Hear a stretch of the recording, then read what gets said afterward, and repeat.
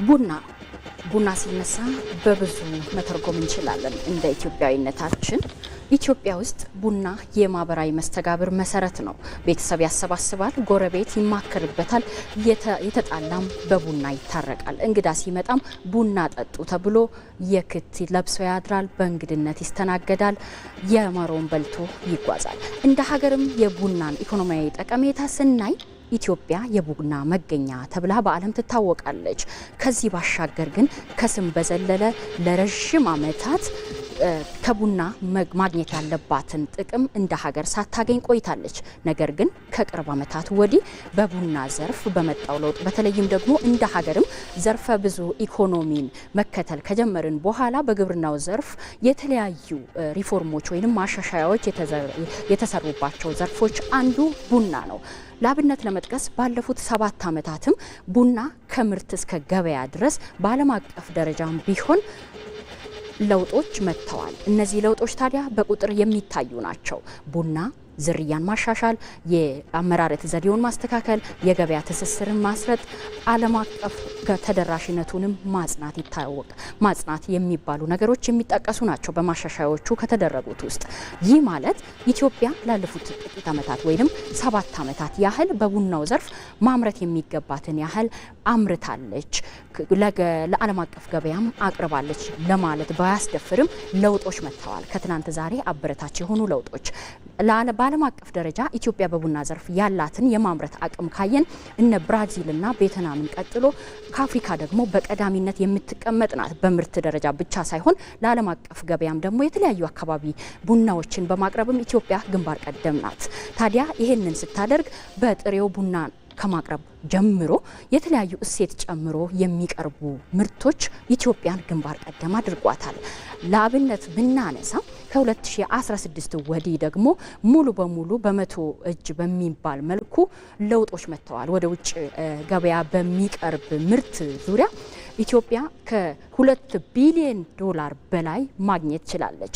ይህንን ያህል ካልን በቡና ዘርፍ ባለፉት ዓመታት በተሰሩ ስራዎች ምን ያህል ለውጥ መጥተዋል? አሁንስ ምን መስተካከል አለበት? ቀጣይ የኢትዮጵያ ቡና ዘርፍ ኢኮኖሚን ማጎልበት የሚታዩ ተስፋዎች ምንድናቸው? ሊሰሩ የሚገቡ የቤት ስራዎችስ የሚለውን በዛሬው የዳጉ ዝግጅታችን የምንወያይ ይሆናል። በዚህ ጉዳይ ላይ ለመወያየት እዚሁ አዲስ አበባ ኢቢሲ ስቱዲዮአችን ላይ እንግዶችን ጋብዘናል። አጠገቤ የሚገኙት አቶ ተስፋዬ አቦሴ የኢትዮጵያ ብሔራዊ ቡና ማህበር ስራ አስኪያጅ ናቸው። ከሳቸው ቀጥሎ የሚገኙት ደግሞ አቶ ፈቃዱ ደፈረስ በቡናና ሻይ ባለስልጣን የቡና ሻይና ቅመማ ቅመም ልማት መሪ ስራ አስፈጻሚ ናቸው። ከአዲስ አበባ ውጪ ደግሞ ወደ ጅማም ተጉዘን የቡና አምራች የሆኑትን አቶ ሙስጠፋ መሐመድን እናገኛለን። ከጅማ ስቱዲዮአችን ወደ አዋሳም እንሄዳለን። በአዋሳ የሚገኙት ደግሞ አቶ ዘሪሁን ቃሚሶ ናቸው። እሳቸው ደግሞ የኢትዮጵያ ብሔራዊ ቡና ማህበር ምክትል ፕሬዝዳንት እንዲሁም የሲዳማ ክልል ቡና አቅራቢዎችና ላኪዎች ማህበርም ፕሬዝዳንት ናቸው። ከነዚህ እንግዶቼ ጋር የተለያዩ ውይይቶችን፣ ሀሳቦችን እያንሸራሸርን ቆይታ እናደርጋለን። እናንተ ተመልካቾችም ሀሳብ በመስጠት ፕሮግራሙን በመከታተልም አብራችሁን እንድትቆዩ እንጋብዛለን። ለውይይታችን ማሟሻ እንዲሆን ደግሞ ባልደረባዬ ሰለሞን ንጉስ ያዘጋጀው በዚሁ ዘርፍ ላይ የተሰሩ ስራዎች፣ የመጡ ለውጦች ምንድናቸው የሚለውን አጭር ዝግጅት ተከታትለን እንመለሳለን። አብራችሁን ቆዩ። ቡናችን ለኢኮኖሚ እድገታችን። ኢትዮጵያ የቡና መገኛ ከመሆኗን ባሻገር ባለልዩ ጣዕም ቡና አምራች ሀገር ናት። ኢትዮጵያ ቡና አምራች ከሆኑ ቀዳሚ ሀገራት ተርታ ትመደባለች። ከብራዚልና ቬትናም ቀጥሎ ከፍተኛ መጠን ያለው የቡና ምርት ኤክስፖርት አድርጋለች። ኢትዮጵያ በ2017 ዓመተ ምህረት በጀት ዓመት 470 ሺህ ቶን ወደ ውጭ ገበያ በመላክ 2.6 ቢሊዮን ዶላር በላይ ገቢ ተገኝቷል። በ2017 በጀት ዓመት በኢትዮጵያ የቡና ታሪክ ለመጀመሪያ ጊዜ ገቢ የተገኘበት ዓመተ ምህረት ነው። በመሆኑም ኢትዮጵያ ከአፍሪካ አንደኛም ከዓለም ደግሞ ሶስተኛም የቡና ሀገር ላኪ መሆን ችላለች። በ2018 ዓመተ ምህረት በጀት ዓመት ደግሞ 600 ሺህ ቶን ወደ ውጭ ገበያ በመላክ ከ3 ቢሊዮን ዶላር በላይ ለማግኘት ታቅዷል። የቡና ምርታማነትና ጥራት ለማሻሻል በመንግስት የተደረጉ ወሳኝ ተግባራት። ባለፉት ዓመታት በአረንጓዴ አሻራ መርሃ ግብር ከ9 ቢሊዮን በላይ ችግኝ ተተክሏል። ከ700 ሺህ ቶን ሄክታር ያረጁ ቡናዎች ታድሰዋል። ለዘርፉ የተመዘገቡ ስኬቶች ሚና ምንድናቸው? መንግስት ለዘርፉ የሰጠው የአመራር ብቃትና ሪፎርም፣ በዘርፉ የተሰማሩ አርሶ አደሮች፣ ቡና ላኪዎች፣ የዘርፉ ባለሙያዎችና ተመራማሪዎች በቡና ንግድ ላይ የተሰማሩ ባለሀብቶች ናቸው። ከቀናት በፊት መንግስት ለዚህ እቅድ መሳካት የበኩላቸውን አስተዋጽኦ ያደረጉ ባለድርሻ አካላት የእውቅናና የማበረታቻ ሽልማትን አበርክቷል። ኢትዮጵያ ከቡና አምራች ሀገራት ከቀዳሚዎች ሀገራት ተርታ እንድትመደብ ቡናችን ለኢኮኖሚ እድገታችን ለማረጋገጥ ያስችል ዘንድ በቀጣይ የሚጠበቁ ተግባራት የተሻሻሉ አዳዲስ የቡና ዝርያዎች መጠቀም፣ በዓለም አቀፍ አሰራር መሰረት መንከባከብ፣ የምርት ስብሰባ ጥራትን መጠበቅ፣ እሴትን መጨበር፣ በተገቢው መንገድ ማሸግና መላክ፣ ከዘልማዳዊ የአመራረት ዘይቤ መላቀቅ፣ ዘመናዊ ቴክኖሎጂዎችን በመጠቀም ማምረት፣ የቡናው ዘርፍ በማዘመን ምርታማነትን በማሳደግ አላስፈላጊ የመጓጓዣ ኬላዎችን ማንሳት፣ መንግስት ከግሉ ዘርፍ ባለሀብቶች ጋር በቅንጅት መስራት ቡናችን ለኢኮኖሚ እድገታችን ለማረጋገጥ ወሳኝ ሚና ይኖራቸዋል። ተመልሰናል። እንግዲህ ባልደረባችን ሰለሞን ንጉስን ለሰጠን መረጃ እናመሰግናለን። ውይይታችንን የምንቀጥል ይሆናል። እንግዶቼ እንኳን ደህና መጣችሁ። እሺ እንግዲህ አቶ ፈቃዱ ከርሶ ልጀምር። ቡና እና ኢትዮጵያ ሲነሱ ብዙ ነገሮችን ማንሳት እንችላለን። ኢትዮጵያ ቡናን የማምረት አቅሟን ለዚህ ውይይታችንም እንደመነሻ እናድርግና እንዴት እናያለን? ምን ያህል የማምረት አቅም ያላት ሀገር ናት ቡናን? ያው የቡና ነገር ሲነሳ ለሀገራችን ያው ዘርፈ ብዙ ጥቅም ያለው ነው። ቅድምም ያው በመግቢያው እንዳነሳሽው ወደ 5.8 ሚሊዮን አርሶ አደሮች የሚሳተፉበት ወደ 30 ሚሊዮን የሚሆኑ ዜጎች መተዳደሪያ የሆነ ከሀገራችን ጂዲፒ ደግሞ 4% ያህል የሚይዝ ሌላው ከ40% በላይ ከግብርና የኤክስፖርት ገቢ የሚገኝበት ከ30 እስከ 35% አጠቃላይ የሀገሪቱ የውጭ ምንዛሪ ግኝት የሆነ ነው። ቡና ያው ለሀገራችን በተለይ በአየር ንብረት ከማስጠበቅም አንጻር ያው ትልቅ ድርሻ ያለው ነው። የሀገራችን የተፈጥሮ ሀብት በተለይ በደቡብና ምዕራብ ጎልቶ የሚታየው በቡና አማካይነት ነው። ቡናና ደን አብሮ ተስማምቶ የመኖር አለ። ምክንያቱም የሀገራችን ቡና ጥላ አፍቃሪ ነው፣ ከዛፍ ጋር የሚኖር ነው፣ መገኛውም ነው እና ከዚህ አንጻር በተለይ ከአየር ንብረት ማስጠበቅ አንጻር ትልቅ ድርሻ አለው። ሌላው በተለይ ማህበራዊ ግንኙነት የሀገራችን የደስታም ይሁን የሀዘንም ማንኛውም ግንኙነት በቡና አማካይነት የሚካሄድ ስለሆነ ቡና ለሀገራችን ዘርፈ ብዙ ጥቅም ያለው እንትን ነው። ይሄ ዘርፍ በተለይ ከለውጡ ወዲህ ትልቅ ለውጥ ያስገኘ ነው። በምርትም በምርታማነት በመሬት ሽፋን ሁሉ ያው ለውጥ የተገኘበት እንትን ነው ማለት ነው። ስለዚህ አሁን የቡና መሬት ሽፋን በፊት ከለውጡ በፊት 1.1 ሚሊዮን ሄክታር የነበረው አሁን ወደ 2.46 ሚሊዮን ሄክታር ማሳደግ ተችሏል። ምርት የሚሰጠው ከዚህ ውስጥ 1.68 ሚሊዮን ሄክታር መድረስ ተችሏል ማለት ነው። ምርት በፊት 494 ሺህ ቶን የነበረው አሁን ወደ 1.58 ሚሊዮን ቶን ማምረት ያህል ተችሏል። ምርታማነትም በፊት 6.19 የነበረው አሁን ወደ 9.4 የማሳደግ እንትን ተሄዷል ማለት ነው። የኤክስፖርቱም ድርሻ በፊት 838 ሺህ ቶን የነበረው ሚሊዮን የነበረው አሁን ወደ 2.65 ሚሊዮን ዶላር የማግኘት ተሄዷል ማለት ነው። ይህ ለውጥ እንግዲህ የመጣው በዋናነት በተለይ ከለውጡ ወዲህ ትኩረት ተሰጥቶትና የአመራር አጀንዳ በመሆኑ ይሄ ለውጥ ሊመጣ ችሏል ማለት ነው። ከዚህ ውስጥ ያው ዘርፈ ብዙ የሆኑ ስራዎች ተሰርተዋል። አንደኛው በተለይ ከዝርያ ማሻሻል ጀምሮ የተሰሩ ስራዎች ናቸው። በአዲስ ተከላ የሚተከሉት በአብዛኛው ዝርያቸው ጥሩ ምርት ሊሰጥ የሚችል በሽታ የሚቋቋም በተለይ የአየር ንብረቱንም የሚቋቋም ዝርያዎችን መትከሉና ማስፋፋቱ ስራዎች ተሰርተዋል። ሌላው የሙሉ ፓኬጅ በፊት ሚኒመም ፓኬጅ ነው የምንጠቀም። አሁን የሙሉ ፓኬጅን ስራ ላይ በመዋልና በዚህ የሙሉ ፓኬጅን አተገባበር በማስፋት የመጣ ለውጥ ነው። ከዚሁ ጋር በተለይ ፓኬጁንም የማሻሻል ስራ ተሰርቷል። በዚህ ላይ ደግሞ ስልጠናዎች በተለይ እስከ አርሶ አደሩ ድረስ ተደራሽ የሚሆን ስልጠናዎች የተሰጡበት ሁኔታ ነው ያለው። ከዚሁ ጋር ተያይዞ የክትትልና ድጋፍ ስራችንን አጠናክረን የመስራቱ ስራዎች ናቸው። ከዚሁ ጋር ሌላው ምንድነው የቴክኖሎጂዎችና የግብአቶችን እነዚህ ዘመናዊ ቴክኖሎጂዎችን ለአርሶ አደሩ ተደራሽ ማድረግ። አሁን የአረጁ ቡናዎችን ለመጎንደል የጎንደላ ማሽን፣ የጉድጓድ መቆፈሪያ ማሽን፣ የመፈልፈያ ማሽን፣ የማድረቂያ ሽቦ እነዚህ የመሳሰሉ እንትኖችን በተለይ ምርቱን በጥራት ጠብቆ ለመስራት እንዲያመች እነዚህን ተደራሽ ከማድረግ አንጻር የተሰሩ ስራዎች ናቸው። ሌላው በክላስተር የማልማት ስራዎች፣ አሁን ቡናን በክላስተር የማልማት ስራ በፊት ማልማቱ ያልተለመደበት አካባቢዎች ሁሉ አሁን የማልማት ስራዎች እየተሰሩ ያለበት ሁኔታ አለ።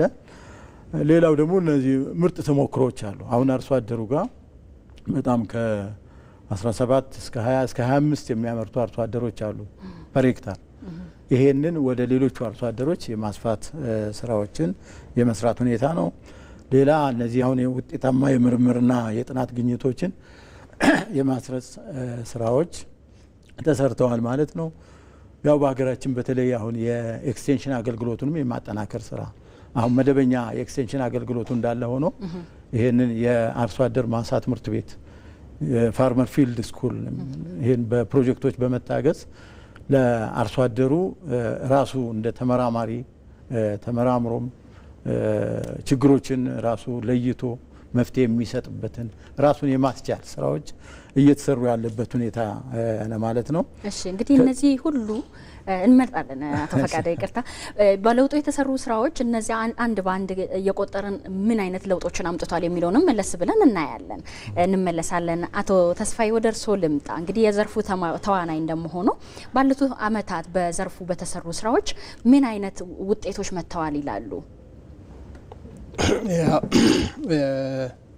እንግዲህ ቡና አገራችን አየር መሬቱ ሁኔታ አግሮ ኢኮሎጂው በጣም ለቡና ተስማሚ ነው።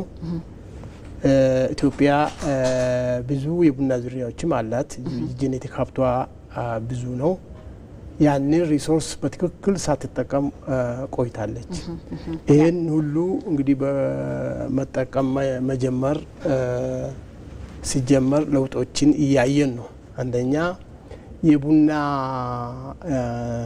በተሻሻሉ የቡና ዝርያዎችን እየተተከለ የመሬቱ ስፋት እየጨመረ መጥቷል። የሚመረተው ምርትም በየአመቱ በተለይ ከ4-5 አመት ወዲህ በየአመቱ እየጨመረ የሚገኘው ምርትም እየጨመረ መጥቷል። ወደ ውጭ የሚላከው ቡናም ዛኑ ያይል እየጨመረ መጥቷል። በተግባር አሁን በአይናችን እያየን ለውጥ ነውና ይሄም ከምን የተነሳ ነው? አትኩረት ተሰጥቶበት ቡናውን የማስፋቱ ስራ ኤክስቴንሽኑን የማስፋቱ ስራ በመንግስት በኩልም የተጠናከረ ቅንጅት ተደርጎ የተሰራ ስራ በመሆኑ በምርቱም እድገት አሳይቷል። በመሬት ስፋቱም እድገት አሳይቷል። በውጪ በሚላከውና በሚገኘው ገቢም በየአመቱ ለውጥ ያሳየ ይህንን በተግባር ያየንበት። አመሰግናለሁ አቶ ተስፋዬ። እንመለሳለን። አሁን ደግሞ ወደ አዋሳ ኢቢሲ ስቱዲዮአችን እንጓዛለን። አቶ ዛሪሁን ቃሚሶ መስመር ላይ ይገኛሉ። አቶ ዛሪሁን እንግዲህ አዋሳ አካባቢ እዛው የኢትዮጵያ ብሔራዊ ቡና ማህበር ምክትል ፕሬዚዳንትም ነው። ሲዳማ ክልል ቡና አቅራቢና ላኪዎች ማህበርም ፕሬዚዳንት ነው። እዛው አካባቢ በቡና ምርታማነት ላይም እየተሳተፉ ያሉ እንደመሆኑ እንዴት ነበረ ከዚህ በፊት የነበረው ጉዞ? አሁን ደግሞ በእነዚህ በለውጡ አመታት በተለይ በቡናው ዘርፍ ላይ በተሰሩ ማሻሻያዎች ምን አይነት ለውጥ መጥቷል? እዛው አዋሳ አካባቢ በሲዳማ ክልል በብዛት ደግሞ ቡና የሚመረትበትም ክልል በመሆኑ እንዴት ይታዘባሉ? አመሰግናለሁ ይሄን እድል ስላገኘው። በዳጉ ቀርቤ የቡና ላይ የተገኙ ከለውጡ በኋላ የተገኙ ውጤቶችን ለመግለጽ እና ቀጣይ መደረግ ያለባቸውን ነገሮች ለመግለጽ እድሉ ስለተሰጠኝ በዋናነት ለውጡ እንዴት መጣ ነው። ለውጡ የቡና ላይ እንግዲህ ሀገራችን ላይ ሁለንተናዊ ለውጥ ሊፈጥር የሚችል አስተሳሰብ እንዲመጣ ያው ብዙ የሪፎርም ሀሳቦች መጥተዋል። ቡናን በተመለከተ ግን ቡና የቆዩ ስብራቶች ነው የነበሩበት።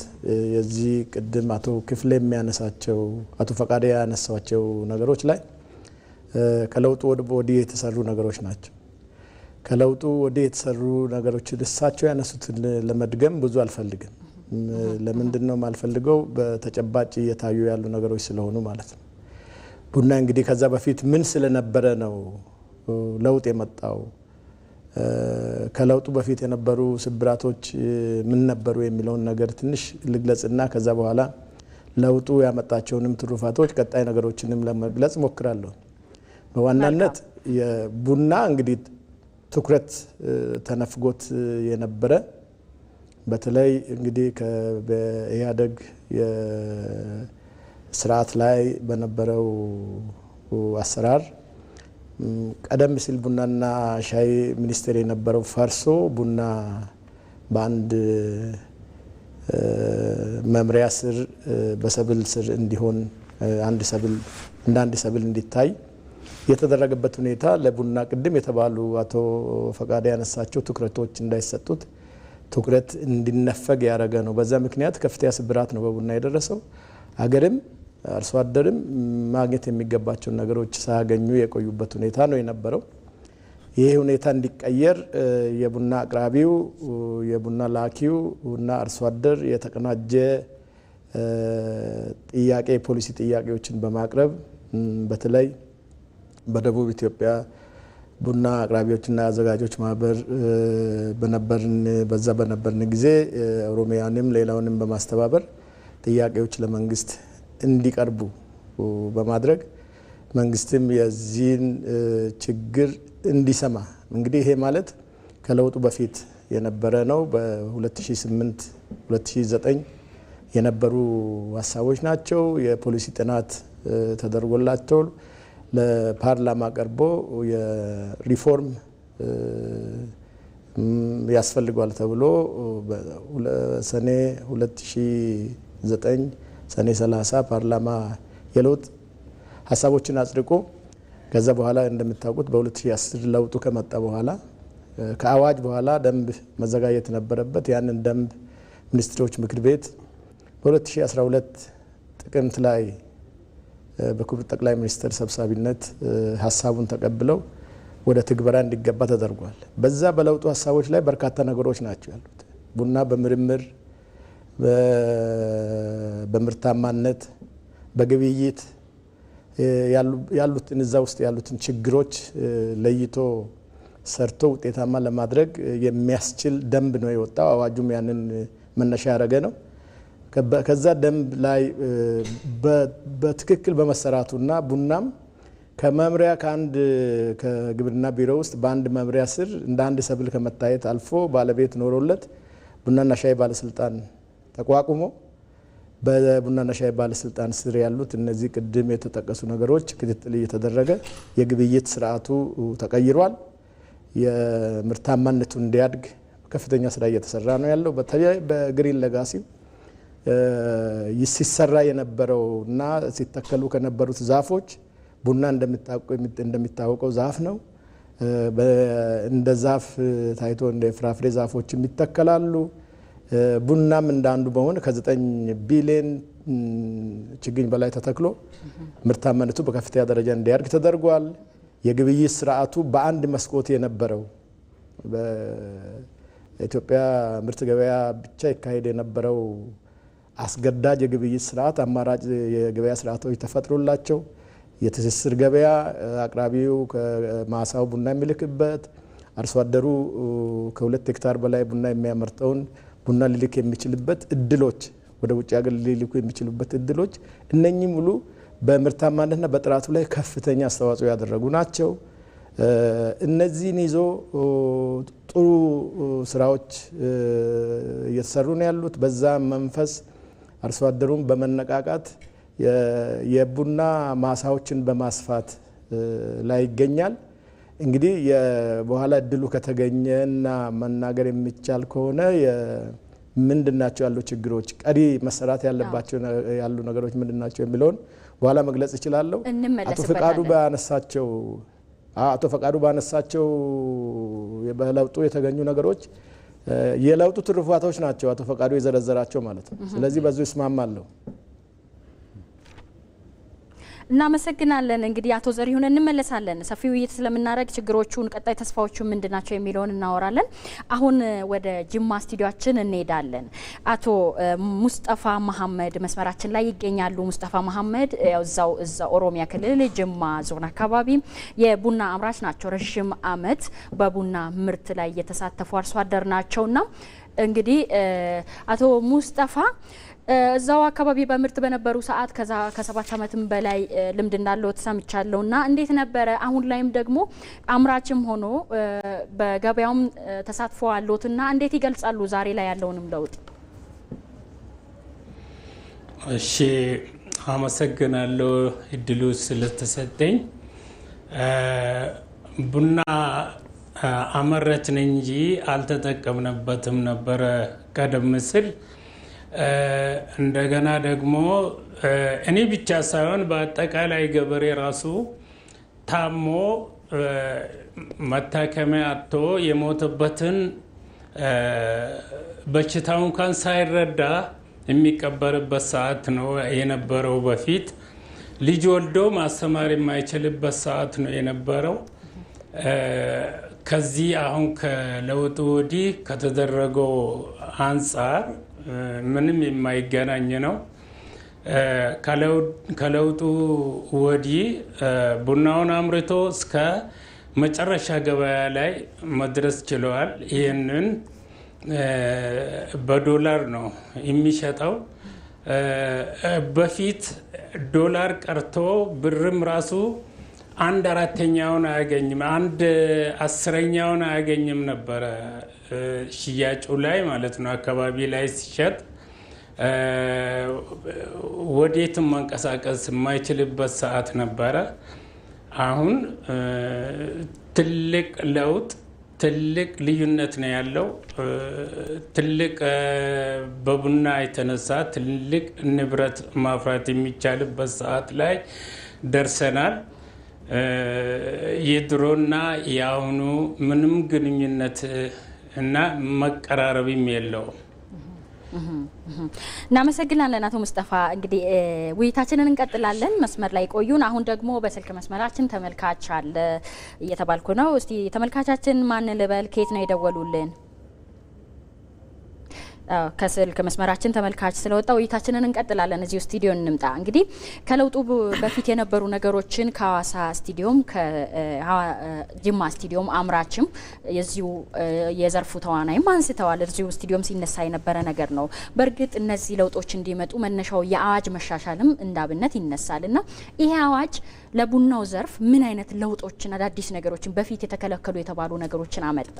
አቶ ፈቃዱ ከርስ ልጀምር። እሺ፣ በጣም አመሰግናለሁ። በተለይ ይሄን አቶ ዘሪሁን ገልጾታል። በፊት ከለውጡ በፊት ቡና የሚቆጠረው እንደ አንድ ሰብል በግብርና ስር ሆኖ ትኩረት ያልተሰጠው ነበር። በዚህ አመታት ውስጥ እንደ ቡና ትልቅ ኪሳራ ነበር። ምክንያቱም የቡና ማሳዎች ወደ ማርጀት ተለውጠዋል። ምርትና ምርታማነትን የማይሰጡበት ደረጃ ነበር የደረሰው። ይሄው ችግሮቹ ቀርበው በአዋጅ ጸደቀ። የዚህ የኢትዮጵያ ቡናና ሻይ ባለስልጣን ተቋቋመ። ከዛም በኋላ የጀመሩ ስራዎች ከጊዜ ወደ ጊዜ ጥሩ መሻሻሎችን አምጥተዋል ማለት ነው። በተለይ አሁን ላይ ደግሞ ያሉ እንትኖች በፊትም ለውጦች አሉ ከምንላቸው የተሻሉ ነገሮች በአጭር ጊዜ ውስጥ ካስቀመጥናቸው ስትራቴጂ ራሱ አልፈን እየሄድንበት ያለበት ሁኔታ ይታያል ማለት ነው። ይሄንን በተለይ በዋናነት ሲሰራ አሁን በስትራቴጂዎቻችን በጣም ያው ትኩረት የሰጠንባቸው በዋናነት ቡና በስፋት ከዚህ በፊት የለማበት አካባቢ ምርታማነትን የማሳደግ ስራዎች ኢንቴንሲቭ ፋርሚንግ በቃ ጥሩ እንክብካቤ ጥሩ ንጥረ ነገር እንትን ብሎ ምርታማነቱን የሚሻሻልበት። ሌላው ደግሞ እነዚህ ያረጁ ቡናዎች አሉ። ከለውጡ በፊት የኢትዮጵያ ቡና በአብዛኛው ያረጀ ነው፣ 80% በላይ ያረጀ ነው። ከዛን ወዲህ በየአመቱ በተደረጉ እንትኖች ወደ 862,000 ሄክታር የማደስ ስራ ተሰርቷል ማለት ነው። አሁንም እነዚህን የማደሱ ስራም አጠናክረን የምንሄድበት አዲስም ዝርያ የማስፋት ስራዎች የሚካሄዱበት ነው ማለት ነው። የማደሱ ስራ የሚሰራው አንድ በጉንደላ ነው፣ ሌላው ደግሞ በነቅሎ ተከላ ነው እና እነዚህ አሁን ሰፊ ስራዎች ተሰርተዋል። እነዚህ ወደ ምርት ሲገቡ ነው ይህንን ለውጡንም ራሱ ማምጣት የተቻለበት ምክንያት። ሌላው ግሪን ሌጋሲ ነው። የአረንጓዴ አሻራ አቶ ፈቃደ እርሶ ጋር ያዙልኝና ተመልካች ስላለ ተመልሰን ውይይታችንን እንቀጥላለን። ተመልካቻችን ከየት ነው የደወሉት? ማን ልበሎት? አመሰግናለሁ እድሉ ስለተሰጠኝ። ማን ልበል? አስራ አለቃ ምትኩ ከዚሁ ከአዲስ አበባ። እሺ አስራ አለቃ እንኳን ደህና መጡ። እስቲ ጥያቄና ስቴቱን ይቀጥሉ። እንኳን ደህና ቆያችሁ።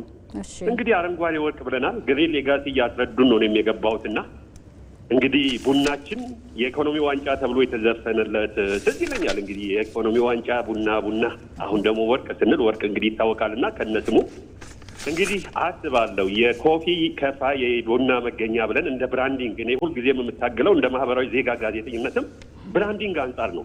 እንግዲህ ከዋጋ አንጻር እንደምታዩት እየጨመረበት ሄደ ብቻ ሳይሆን ተቀባይነቱ ቡናው ብቻ ሳይሆን አንዳንድ ፓናል ዲስከሽንም ስንገኝ ሴሬሞኒያችን የቡናው ሴሬሞኒ ራሱ ዋሽንግተን ላይ ሰሞኑን አሸናፊ ሆነናል።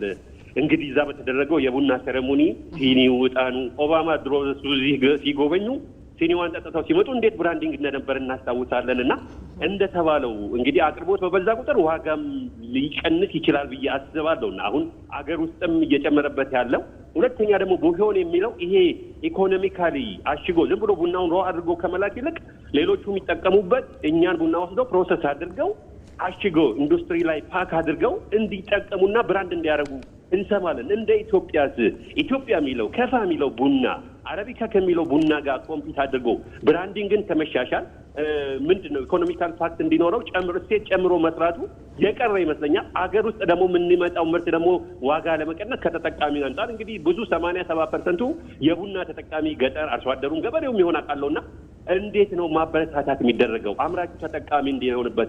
ከዚህ በፊት አልተጠቀምንም ሲሉም እንሰማለን። እኛ እናመርታለን ተጠቃሚ አይደለም የሚለው ከመሀል ደግሞ ደላላው ማስወገድ ግድ ነውና በአሶሲዬሽን ቡናውን በመረከብ ኤክስፖርት በማድረግ ቫልዩ አድ በማድረግ ተጠቃሚ ከማድረግ ከመንግስት ከማህበረሰብ ከኢንዱስትሪው አንጻር ምን ይጠበቃል? ወርቅነቱ የሚጠብቀው ስናከብረው ነውና ይሄን ወርቃችንን እንዴት አድርገን ልንጠቀምበት ይገባል የሚለውን ባለሙያዎች ሀሳብ እንዲሰርጡበት ነው። አመሰግናለሁ። በጣም እናመሰግናለን አስራ አለቃ። እንግዲህ እስከ መጨረሻው ተከታትሎ ምላሽም ያገኛሉ ብዬ አስባለሁ። ለሰጡን ገንቢ አስተያየት እጅግ አድርገን እናመሰግናለን። ውይይታችንን እንቀጥላለን። እንግዲህ አንስተዋል ከለውጦቹ አንዱ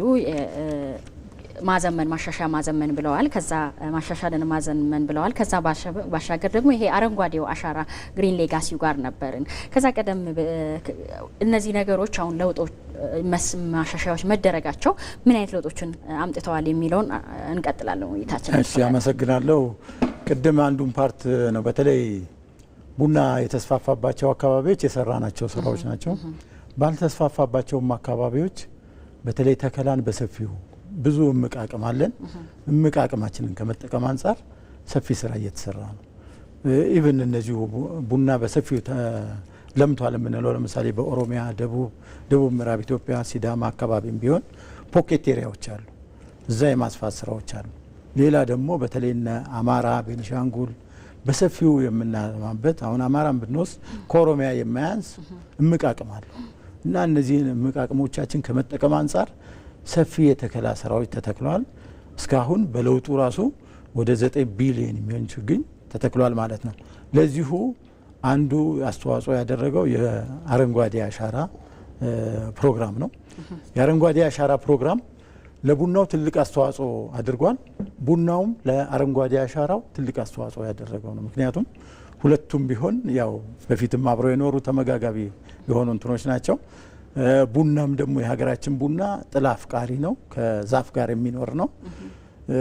ስለዚህ ከዛም አንጻር በፊት በሚሊዮኖች የሚቆጠሩ ችግኞች የምንተክልበት አሁን በቢሊዮን የሚቆጠር ለምሳሌ ባለፈው ራሱ 2.6 ቢሊዮን በላይ ችግኝ ተተክሏል ማለት ነው። እና ይሄ በመሆኑ በተለይ የአረንጓዴው አሻራ ለቡናው መልማት ራሱ ትልቅ አስተዋጽኦ ማበርከቱን ለመግለጽ ነው። እሺ እናመሰግናለን። እንግዲህ አሁን ተመልካቻችን ያነሱት አንድ ሀሳብ አለ። በእርግጥ ወደ ተጠቃሚነት እየመጣን ነው። በዓለም አቀፍ ደረጃም ኢትዮጵያም ደግሞ ስሟን በፊትም የኮፊ አረቢካ መገኛ መሆኗም ይታወቃል እና ከስም በዘለለ አሁን ላይ ያለውን ተቀባይነት አጽንቶ ለማስቀጠል እና የራስን የሆነ ብራንድ ይዞ ከየአካባቢው የሚወጡ ቡናዎች እንዲሄዱ በዓለም አቀፍ ገበያ ተወዳዳሪነታቸው እንዲጨምር ምንድን ነው እየተሰራ ያለው በማህበርም በኩል እያሉ ስለሆነ እስቲ ከአቶ ተስፋዬ ልነሳ። በጣም አመሰግናለሁ። ይሄ መሰረታዊ ጥያቄ ነው። እንግዲህ የኢትዮጵያ ብሔራዊ ቡና ማህበር የኢትዮጵያን ቡናን ለማዘመን ከመንግስት ጎን ሆኖ እየሰራ ይገኛል። ያንን ከታች ጀምሮ ነው አርሶ አደሩን ካፓሲቲውን በማጠናከር አቅራቢውን ካፓሲቲውን በማጠናከር በማሰልጠን እየሄደበት ነው። 2-3 አመቱ ነው ከተደራጀ። 2 አመት በተከታታይ በየታች ወርዶ ከታች ያለውን የአቅራቢውን ካፓሲቲ የአርሶ አደሩንም ካፓሲቲ የአምራቹንም ካፓሲቲ ሲያጠናክር ቆይተዋል ማለት ነው። የኢትዮጵያ ቡና ብራንድን በተመለከተ በጣም የሚገርም ነው። ኢትዮጵያ ቡና ብራንድ ድሮ የኢትዮጵያ ቡና ብራንድ ብለን የሀረር ቡና፣ የሲዳማ ቡና፣ የእርጋ ጨፌ ቡና ብለን ወደ የሊሙ ቡና ብለን እንናገራለን። ያ ብራንድ ግን በሁሉም በዓለም አቀፍ የብራንድ መዝገብ ላይ የተመዘገበ የለም። ያ ስላልተመዘገበ እኛ እንደ ብሔራዊ ቡና ማህበር ይህንን ችግር ለይተ ነው በአሁኑ ጊዜ በዓለም አቀፍ የቡና ብራንድ መስመር ለማስገባት የሲዳማ ቡናን ከአዋሳ ዩኒቨርሲቲ ጋር ሆነን የመጨረሻውን ምዕራፍ የቡክ ኦፍ ስፔሲፊኬሽን የሚሉት አለ። ለዛ ቡና የሚያስፈልገው ያንን እየተሰራና በቅርብ ጊዜ እንደሚጠናቀቅ ዩኒቨርሲቲው እየሰራና ለእኛም እያቀረበ ይገኛል። በሌሎችም የሀረርም የይርጋ ጨፌን የነቀምት ቡናንም በዚሁ መስመር ለመሄድና የቡክ ኦፍ ስፔሲፊኬሽኑን ስራ ለማካሄድ በአሁኑ ጊዜ ማህበሩ ዝግጅት ላይ ነው ያለው። እንግዲህ ቡና ብራንድ ተብሎ ሲመዘገብ አንደኛ ስሙ አለ፣ ሁለተኛ ትሬድ ማርክ የሚሉት አለ፣ የኢትዮጵያ አእምሯዊ ንብረት የሚሉት አለ። ከትሬድ ማርኩ ጀምሮ ደግሞ ያለው የንግድ ምልክት ማለት ነው። የትሬድ ማርኩ የንግድ ምልክት ነው። ከዛ ጀምሮ ቡክ ኦፍ ስፔሲፊኬሽን የሚባል አለ። ይህ አልተጠናቀቀም። የኢትዮጵያ ቡና የቡክ ኦፍ ስፔሲፊኬሽን የተባለው አልተጠናቀቀምና ያ ተጠናቆ በዓለም አቀፍ ኢትዮጵያ ዓለም አቀፍ ኢንተሌክቹዋል ፕሮፐርቲ ራይት እንዲመዘገብ ማህበሩ ይህንን እቅዱን ይዞ እየሰራ ይገኛል። አምስቱ የኢትዮጵያ ቡና ብራንዶች 3ቱ ናቸው የንግድ ምልክት ያላቸው።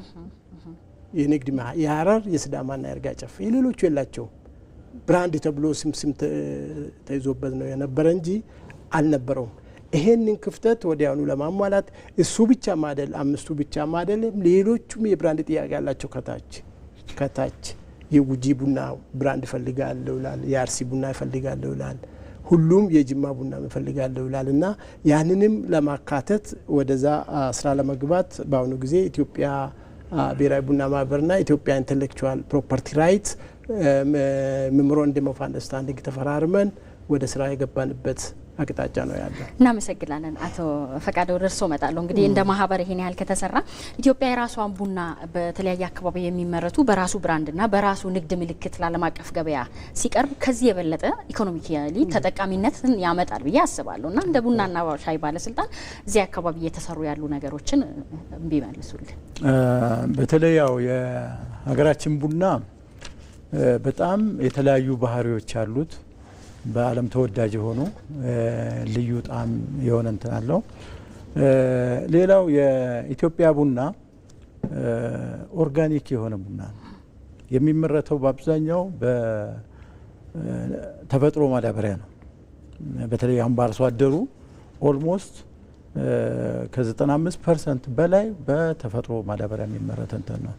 ኦልሞስት የተወሰነች ኮሜርሻል ፋርሚንግ ላይ ነው አርቲፊሻል ፈርቲላይዘር ራሱ የመጠቀም እንትን ያለውና ይሄንን በተለይ ብራንዱን የማስጠበቅ ትሬሲቢሊቲውን የማስጠበቅ ስራዎች ሲሰሩ እነዚህን ሰርቲፋይ ማድረግ ነው። ስለዚህ ተጨማሪ ዋጋ የሚያገኝበት እንትን ስለሆነ በዚህ ላይ እነዚህን ከማስጠበቅ አንጻር የኢትዮጵያ ቡናና ሻይ ከማህበራቱ ጋር በመሆን አብሮ እየሰራ ያለበት ሁኔታ ነው ያለው ማለት ነው። እሺ እንግዲህ እንቀጥላለን ውይይታችንን እዚሁ ዘርፍ ላይ የመጡ ለውጦችን በሚመለከት የኢፌዴሪ ጠቅላይ ሚኒስትር ዶክተር አብይ አህመድ ለሕዝብ ተወካዮች ምክር ቤት በተለይም በግብርናው ዘርፍ ከሪፎርሙ ወዲህ ወይም ከማሻሻያዎች ወዲህ የመጡ ለውጦች ምንድን ናቸው በሚል በተለይም በቡናው ዘርፍ ያወሩትን ንግግር ተከታትለን እንመለሳለን። ውይይታችንን እንቀጥላለን። አሁንም አብሮነታቸው አይለየን።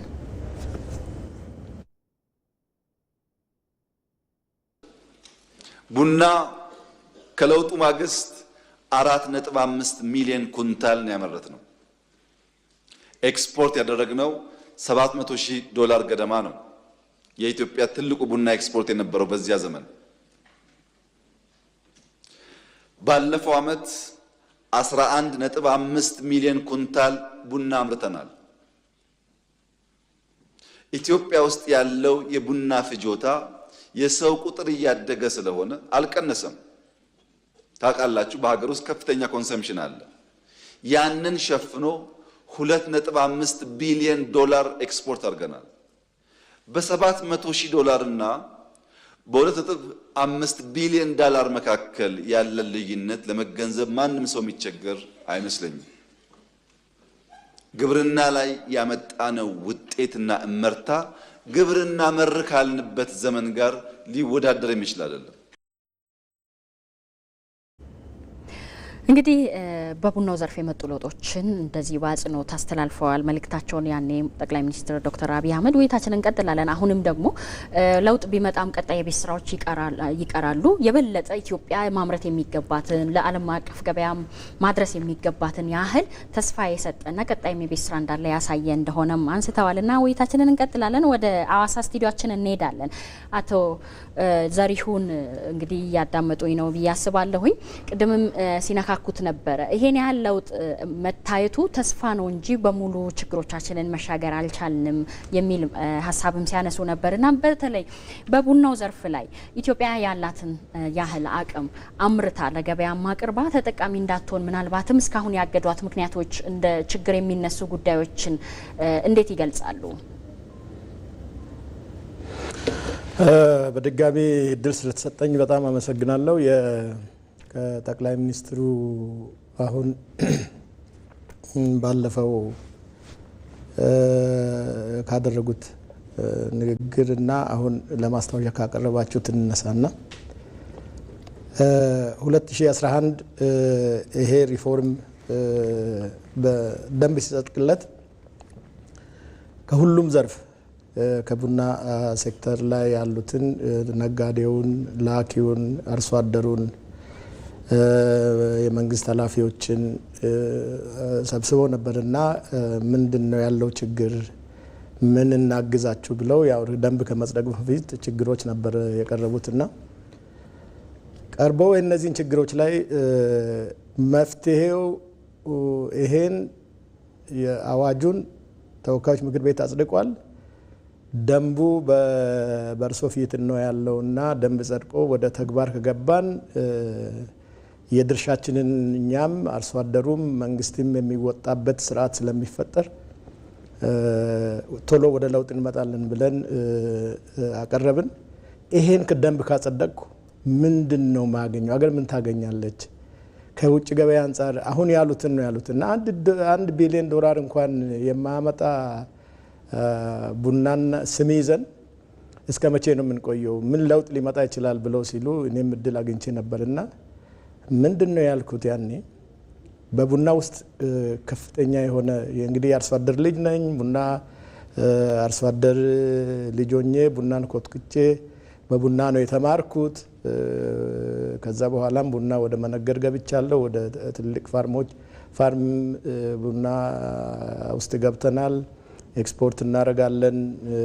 አቅራቢዎች ቡናም አቀርባለሁ፣ መፈልፈያዎችም አሉኝና በውስጥ ያሉ ችግሮችን በደንብ ስለማቅ እነዚህ የሪፎርሙ ሀሳቦችም የኛ ስለሆኑ ይሄ ወደ ተግባር ከተገባና መንግስት ቁርጠኛ ሆኖ እነዚህ ወደ ተግባር ሊገቡ የሚችሉበት ሁኔታ ከፈጠረ በሚቀጥሉት አመታት ሰርተን አልኳቸው ለሳቸው እንግዲህ እናንተ ጋር የተቀረጸ ስላለ በእርሶ ተርም የቡናን ከውጭ የምናገኘውን ዶላር በእርሶ ተርም በ3 እጥፍ እናሳድጋለን ነው ያልኩት። እኔ እንግዲህ እንደ ትንቢት አይነት ነገር ይመስላል የተናገርኩት። በውስጡ ስላለው ከሰራ ምን ለውጥ እንዲመጣ እንደሚችል አውቄ ነው የተናገርኩት።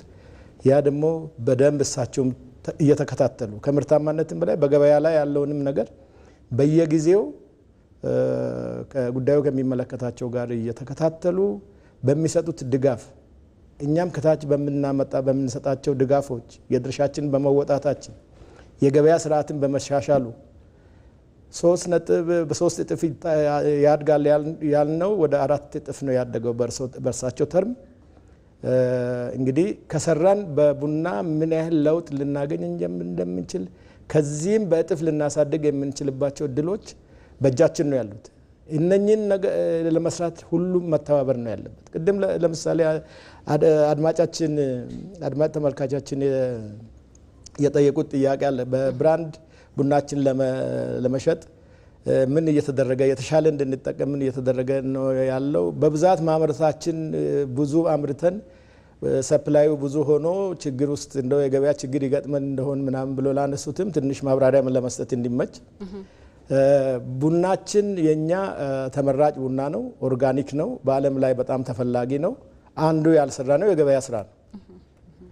እጥፍ አሁን ካለነው ከምናመርተው እጥፍ ብናመርትም ገበያውን ከሰራን ገበያው ላይ ተደራሽ መሆን እንችላለን። እንግዲህ በገበያ ተደራሽነት 5ኛ ነው። ሌሎች ከኛ በኋላ ቡናን ያመረቱ እነ ቪየትናም ቀድመውናል። ይሄ በትኩረት ከመንግስትና የግሉ ባለሀብት አርሶ አደሩ አምራቹ ተቀናይቶ በመስራታቸው የመጣ ነው። ሌላው የብራንዲንግ ነው። ብራንዲንግን በተመለከተ የኛ የኢትዮጵያ ቡና በብራንድ አይደለም እየተሸጠ ያለው በትሬድ ማርክ ነው። ቡናን በብራንድ ለመሸጥ ቅድም አቶ ተስፋዬ ያነሱት አለ የቡክ ኦፍ ስፔሲፊኬሽን ያስፈልጋል። ይሄ ማለት ምን ማለት ነው? የቡና ባህሪያት ቡና የተመረተበት አካባቢ በውስጡ የያዛቸው ኮንቴንቶቹ በሙሉ ተጠቅሰው እነዚህ ይሄ ቡና ይሄን ያህል ጣዕም ያመጣው በዚህ ደረጃ በጥራት የተመረተው በውስጡ ምንድነው ያለው ቡና ከቡና የሚገኙ ነገሮች ምንድናቸው የሚለውንም ነገር በዚህ በቡክ ኦፍ ስፔሲፊኬሽን እንትን ብሎ ለገበያ ሲቀርብ የተሻለ ዋጋ ነው የሚያስከፍለው። ለዛ የጀመርናቸው ነገሮች አሉ። ለፓይለት ፕሮጀክት ብለን የሲዳማን ብራንድ እየሰራን ነው ያለነው ከሐዋሳ ዩኒቨርሲቲ ጋር ሆነን በዚህ ከዛ ተነስተን የሁሉም ዩኒቨርሲቲዎች ያሉባቸው ክልሎች ላይ ቡና አምራች የሆኑ ክልሎች ያሉባቸው የቡና ብራንዲንጉ የእያንዳንዱ ቡና አይነት በተሻለ ዋጋ ልንሸጥ የምንችልባቸው ሁኔታዎችን ከሲዳማ ቡና አቶ ዘሪሁን ይሄንን ሀሳብ አቶ ተስፋዬም ስላነሱ እንግዲህ ቀጣይ ላይ ከዩኒቨርሲቲዎች ጋር በየአካባቢው ከሚገኙ ተቋማት ጋር ሲሰራ የራሱ ብራንድ እንዲኖረው ይደረጋል የሚል ያው ሀሳቡ አቶ ተስፋዬም ቀድሞ ያነሱት ስለሆነ ወደ ጅማ እንጓዛለን። እርሶ ጋር እንመለሳለን። ከብራንዲንግ ጋር ትንሽ እድል ሰጥቶታለሁ። እሺ ተመልሰን እንመጣለን። አሁን ወደ ጅማ እንሄዳለን። አቶ ሙስጠፋ እርሶ እንግዲህ አምራች ኖትና በዚህ በለውጡ አመታት ደግሞ አምራች ከዚህ በፊት ከገበያው ውጪ የነበረ ነው። እንግዲህ ከለውጡ ወዲህ ደግሞ አምራችም ላኪም መሆን የመቻል እድልን ይዞ መጥቷል። ለውጡ ካመጣቸው ማሻሻያዎች አንዱ ይሄ ነውና እርሶም የዚህ እድል ተጠቃሚ ኖት። እንደ ሀገርም ማየት ከቻሉ ይሄ ምን አይነት አዲስ እይታን ወይንም አዲስ እድልን በቡናው ዘርፍ ለመሰማራት ለሚፈልጉም ለተሰማሩም አምራቾች እድል አምጥቷል ብሎ ይገልጻሉ? እሺ አመሰግናለሁ። ይሄ እድል ትልቅ እድል አምጥቷል ብዬ ነው የማምነው። ካሁን በፊት እንደነበረው ምርቱም ራሱ ተከላውም ራሱ ቀዝቀዝ ብሎ ነው የሚሄደው። ገበሬ መስራት ስለሚፈልግና መስራት ስለሚወድ ነው እንጂ የሚሰራው በገበያው ተደስቶ እንደገና ኢንካምም አግኝቶ አይደለም፣ ብርም አግኝቶ አይደለም። እና አሁን ደግሞ ተከላውንም እኔ ባለውበት አካባቢም ቢሆን በሜዳ ሁሉ ድረስ ሁሉ ሰው አቅዶ ተከላውንም እያስፋፋ ነው። እንደገና በዚህ ላይ ዛፎችንም አብሮ በሜዳ ላይ እንዲተከል እየተደረገ ነው ያለው እና ይሄ ሲስፋፋ ትንሽ አንዳንድ አልፎ ድጋፍ የሚፈልጉ ገበሬዎች አሉ። እኛውን እንደ ዞናችን ብዙ ፍቃድ ነው የገባው። የተወሰኑ ሰዎች ናቸው ተጠቃሚ የሆኑት። እነዚህ ገባ ማፈላለጉ ላይ ትንሽ ድጋፍ ቢያገኙ ደግሞ የበለጠ ጥሩ እንደሚሆን ነው ማምነው እና ለወደፊት ለቡና አምራች ገበሬዎች ሰፊ እድል አለ። ሰፊ እድሉ ተከፍተዋል እና ቡናውን እያደሰ እየተከለ ወደ ገበያ መቅረብ በጣም ቀላል መንገድ ተፈጥረዋል እና መበርታት ብቻ ነው ብዬ ነው ማምነው። እናመሰግናለን አቶ ሙስጠፋ። እንግዲህ ውይይታችንን እንቀጥላለን። አሁን በስልክ መስመራችን ተመልካች እንዳለ እየተነገረኝ ነው። እስቲ ተመልካቻችን ማን ልበል? ከየት ነው የደወሉልን? ሄሎ፣ ጤና ይስጥልኝ። እድሜ ይስጥልን። ማን ልበሎት? ምንተስኖት ጋዲሳ እባላለሁ።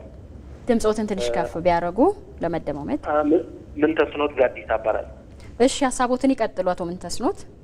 እሺ፣ ያው የምደውለው አማራ ክልል እንጅባራ ዞን ቻግኒ ወረዳ ነው የምደውለው እና አሁን አቶ ፍቃዱ ሲያወሩ የሰማሁት ነገር አለ። እኛ አካባቢ አሁን የወንበራ ቡና የሚባል ቡና እጅግ ዘመናዊ የሆነ ቡና ነው። የሚገርምሽ ይህ ቡና አሁን በዓለም ገበያ አልቀረበም፣ የቀረበውም አይመስለኝም። ለምን እዛው አካባቢ ላይ ነው የቀረበው። ቡናው በባህሪው ግን ሲቆላ ራሱ የሆነ ቅባትነት አለው።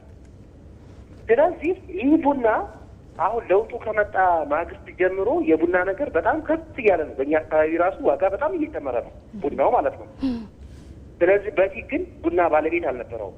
ባለቤት አለው፣ ባለቤት አልነበረውም ሳይሆን እውነታን እውነት ነው ብለን መሄድ ያለብን። ለውጡ ከመጣ በኋላ ግን ቡና በጣም ተፈላጊነት እያመጣ ነው። ሁላችንም አሁን በየጓራችን እየተከልን ነው። ቡናን እየሸጥንም እየለወጥንም ራሳችንን እየተጠቀምን ነው። አቶ ፍቃዱ ቅድም ነካ አድርገውታል።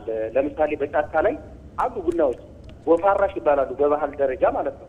እነኛ ወፍ የሚያራቸው ቡናዎች ከጫካው ጋር አብሮ የመዛመድ እንደ ግሪን ሌጋሲ ሆነው የሚኖሩ ዛፎች ናቸው ቡና ማለት ነው። ለማለት የፈለኩት ነገር ምንድን ነው? አሁን እኛ አካባቢ ለቡና ምቹ ነው። መሬቱም የሚፈሱ ወንዞች አሉ። ባለሀብቶች አሁን ወደ እኛ አካባቢ ቢመጡ ጸጥታውም የተረጋጋ ሰላም ነው። እንጅባራን ያውቁታል እንግዲህ እና አቶ ፍቃዱ ቻግኒ አካባቢ ማለት ነው። ባለሀብቶች ሞር አሁን በዚህ ቢመጡ ይህ አሁን የወንበራ ቡና ምርት ዝርያው በጣም የተለየ ቡና ነው። ምናልባት አቶ ፍቃዱ በኋላ ሊያብራሩት ይችላሉ። የወንበራ ቡና ይባላል በእነሱ። ስለዚህ ይህ ዝርያ ምንድን ነው? የተለየ ዝርያ ነው ወይንስ ምንድን ነው ከሌላው ቡና እንትን የተባለው? እኛ አሁን ዘሩን ለማግኘት ፈልገን ነበረ። በቃ በጣም ውድ ነው አሁን እኛ አካባቢ በኪሎ ደረጃ እንኳን ማለት ነው። ስለዚህ የቡና ነገር በጣም እየጨመረ ስለሆነ በፊት ከነበረው አካሄድ አሁን ለውጡ ከመጣ ማግስት ጀምሮ ቡና ለዓለም እየቀረበ ነው። እኛም እየተጠቀምንበት ነው።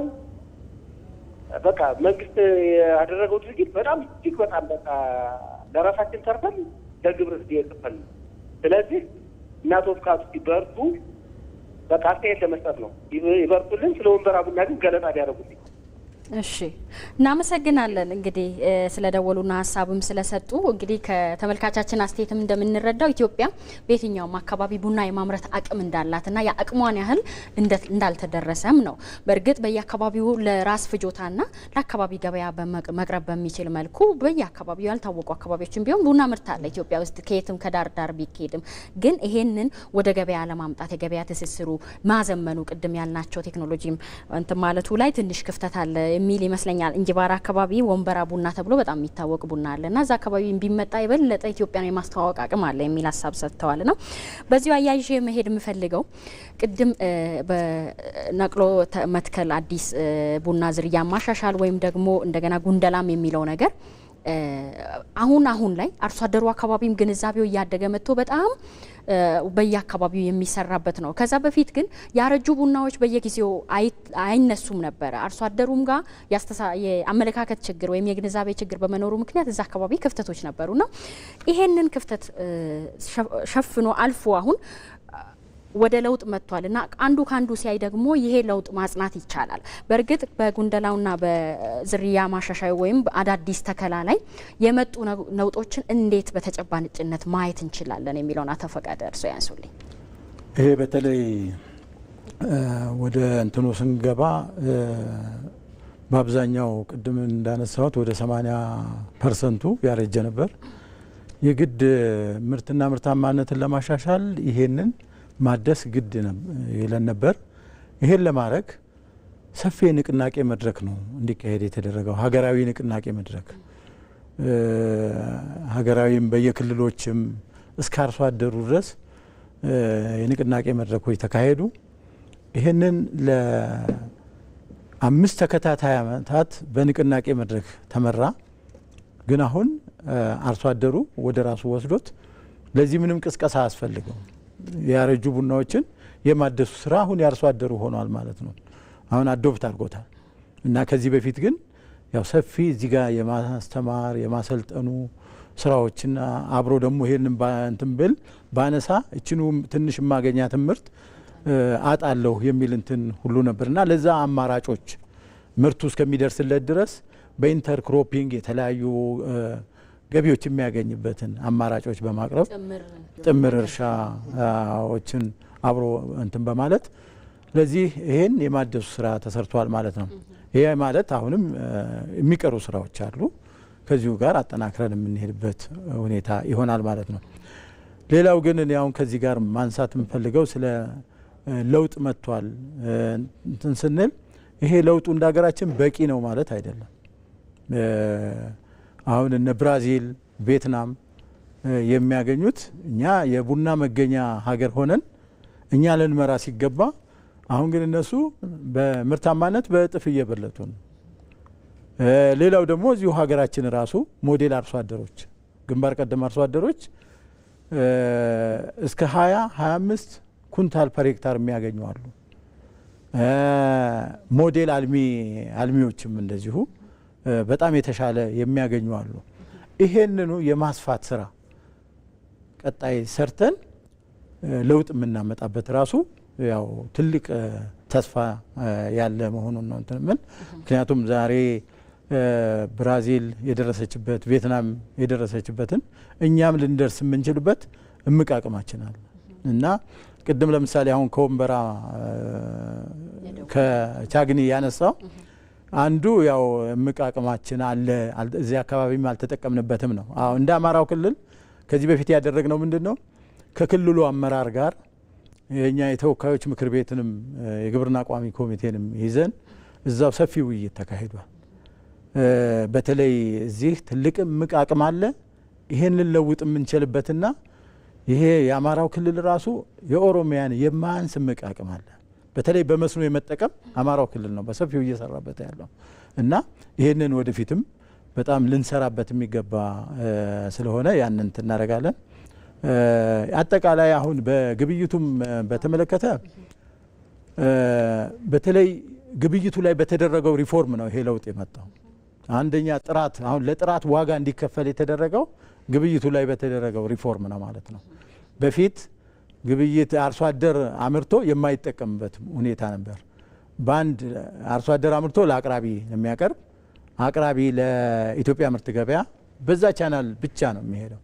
አሁን የተለያዩ አማራጮች በመኖራቸው አንድ አርሶ አደር ከቻለ ዳይሬክት ኤክስፖርት የሚያደርግበት ካልቻለ ደግሞ ለኤክስፖርተር የሚሸጥበት ሌላው አንዱ አማራጭ ለኢትዮጵያ ምርት ገበያም የሚሸጥበት እሱንም ካልቻለ ደግሞ ለአቅራቢ ራሱ እንትን የሚያደርግበት ለዩኒየን ለኮኦፕሬቲቭ የሚሸጥበት አማራጮች ተቀመጡ። በዚህ አማራጭ አርሶ አደሩ ተጠቃሚ ሆነ። በፊት አርሶ አደሩ ቡናን እየነቀለ ጫት የሚያለማበት ቡናን እየነቀለ ባህር ዛፍ የሚያለማበት ነበር።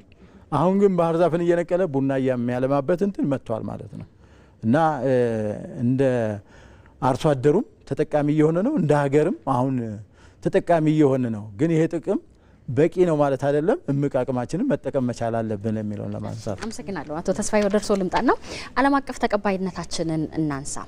በዓለም አቀፍ ገበያዎች እንግዲህ የኢትዮጵያን ቡና መርጠው የሚቀበሉ ሀገራት ይኖራሉ እና ተቀባይነታችን እንዴት ይገለጻል? የመጣውን ለውጥ እንዴት ያዩታል? ቀጣይስ ምን ተስፋ አለው? በጣም አመሰግናለሁ። እንግዲህ የኢትዮጵያ ቡና ከሌሎች ሀገሮች ቡና ለየት የሚያደርገው ሁለት ነገሮች አሉ። አንደኛው የቡናው ሽታ ራሱ ነው። ሁለተኛ የቡናው ጣዕም ነው። ይሄ ለውድድር የማይቀርብ ሆኖ ተገኝቷል እና ከሌሎቹ ሀገሮች ይሄ የኢትዮጵያን ቡና ተቀባይነት እንዲያገኝ አድርጎታል እና ይህም በሰፊው ቡና ገዢ የዓለማችን ቡና ገዢዎች ይህንን ቡና ይፈልጋሉ። ስለዚህ እኛ ደግሞ ይህንን ጣዕሙና ሽታውን በትክክል በእንክብካቤ አቆይተን ለገበያ ማቅረቡ በጣም እየተሻሻለ መጥቷል። ይህንም ባለፉት 2 ዓመታት ብናየው የቡና ደረጃ 1 እና ደረጃ 2ን ወደ ውጭ መላኩ እየጨመረው ዘንድሮ ወደ 30% ወደ ውጭ የተላከው ሞር ኦፍ ለስ ስፔሻሊቲ ኮፊ የምንለው 30% ደርሷል። ይሄ ማለት የውጭ ገዢዎቻችን ይህንን ቡና በሰፊው እየፈለጉ ስለሆነ ይህንን አርሶ አደርም የቡና ጥራትን ጠብቆ አዘጋጅቶ ለገበያ እንዲያቀርብ እኛም እንደ አሶሲዬሽን በጣም እያሰለጠነ ነው። ከታች ጀምረን አሰልጥነን አሁን ይህንን መሻሻሎችን እያየን መጥቷልና ይሄ የዓለምን ተቀባይነትን በትክክል የሚያስመሰክር ነው።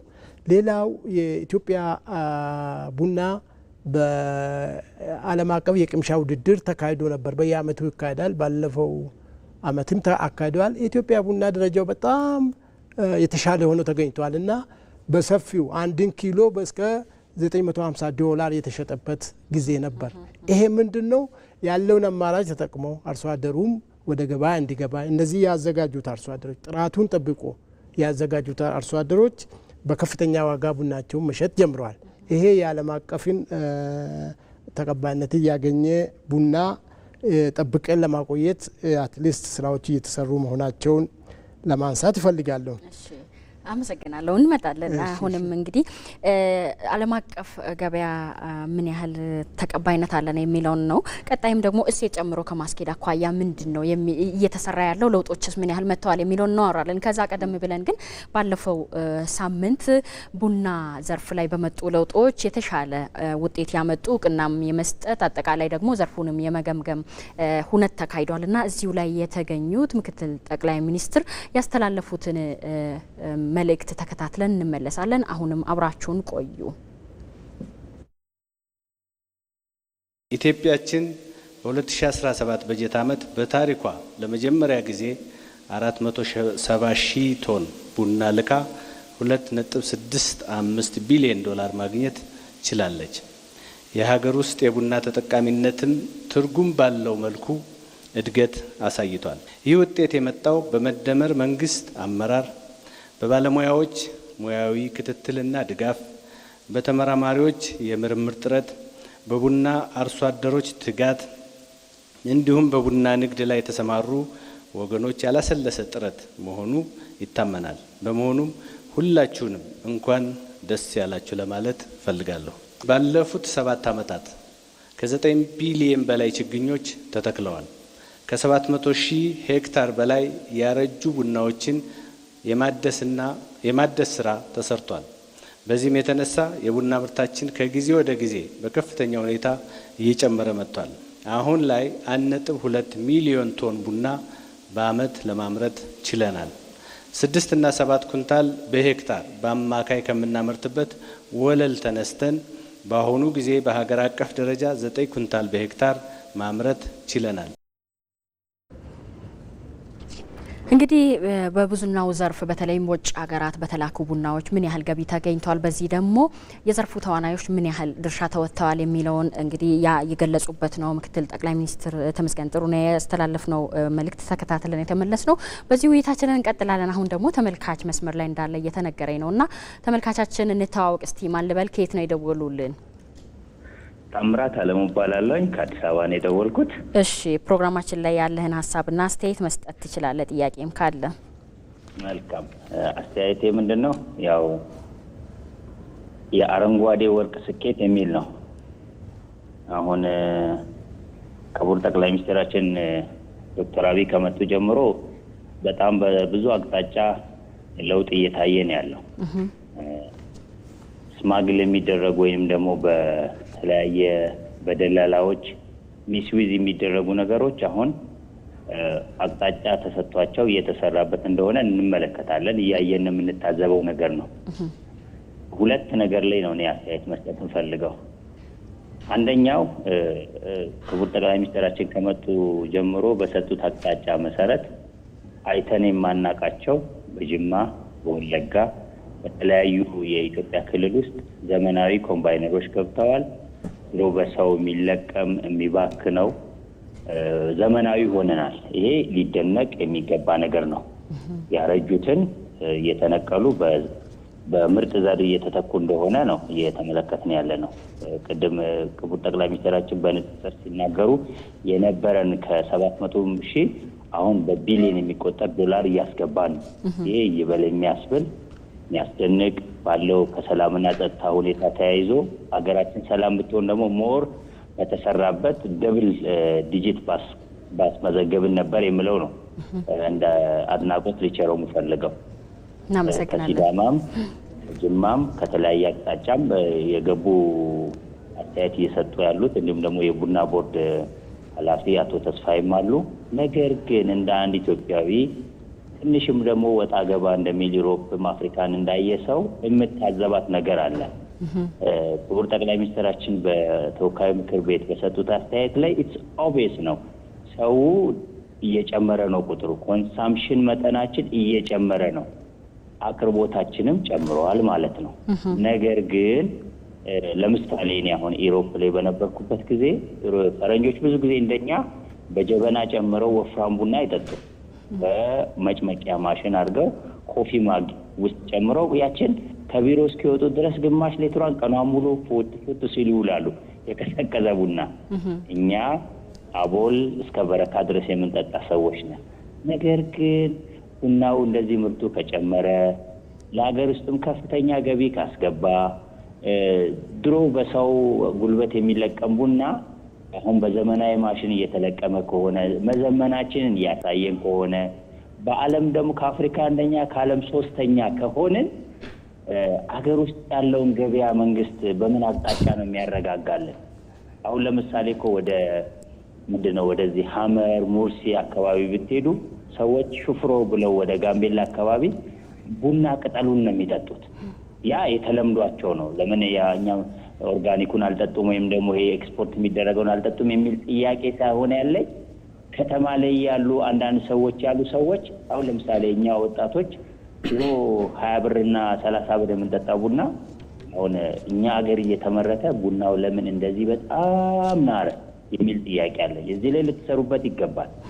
የቡናውን ገበያ ሀገር ውስጥ እኛ ደብል ማምረት ከቻል ኤክስፖርት ማድረግ ከቻል እንደው ሀገር ውስጥ ያለውን የህዝቡንም ደግሞ ገበያ ብታረጋጉልን። ምክንያቱም እዚህ ጋር ቡና ቦርድ ውስጥ ያሉ ሰዎች ይህንን የገበያ ማረጋጋትን ብትሰሩልን አስተያየት መስጠት ፈልጋለሁ። ሌላ ደግሞ በብራንድ ዙሪያ ማለት ነው።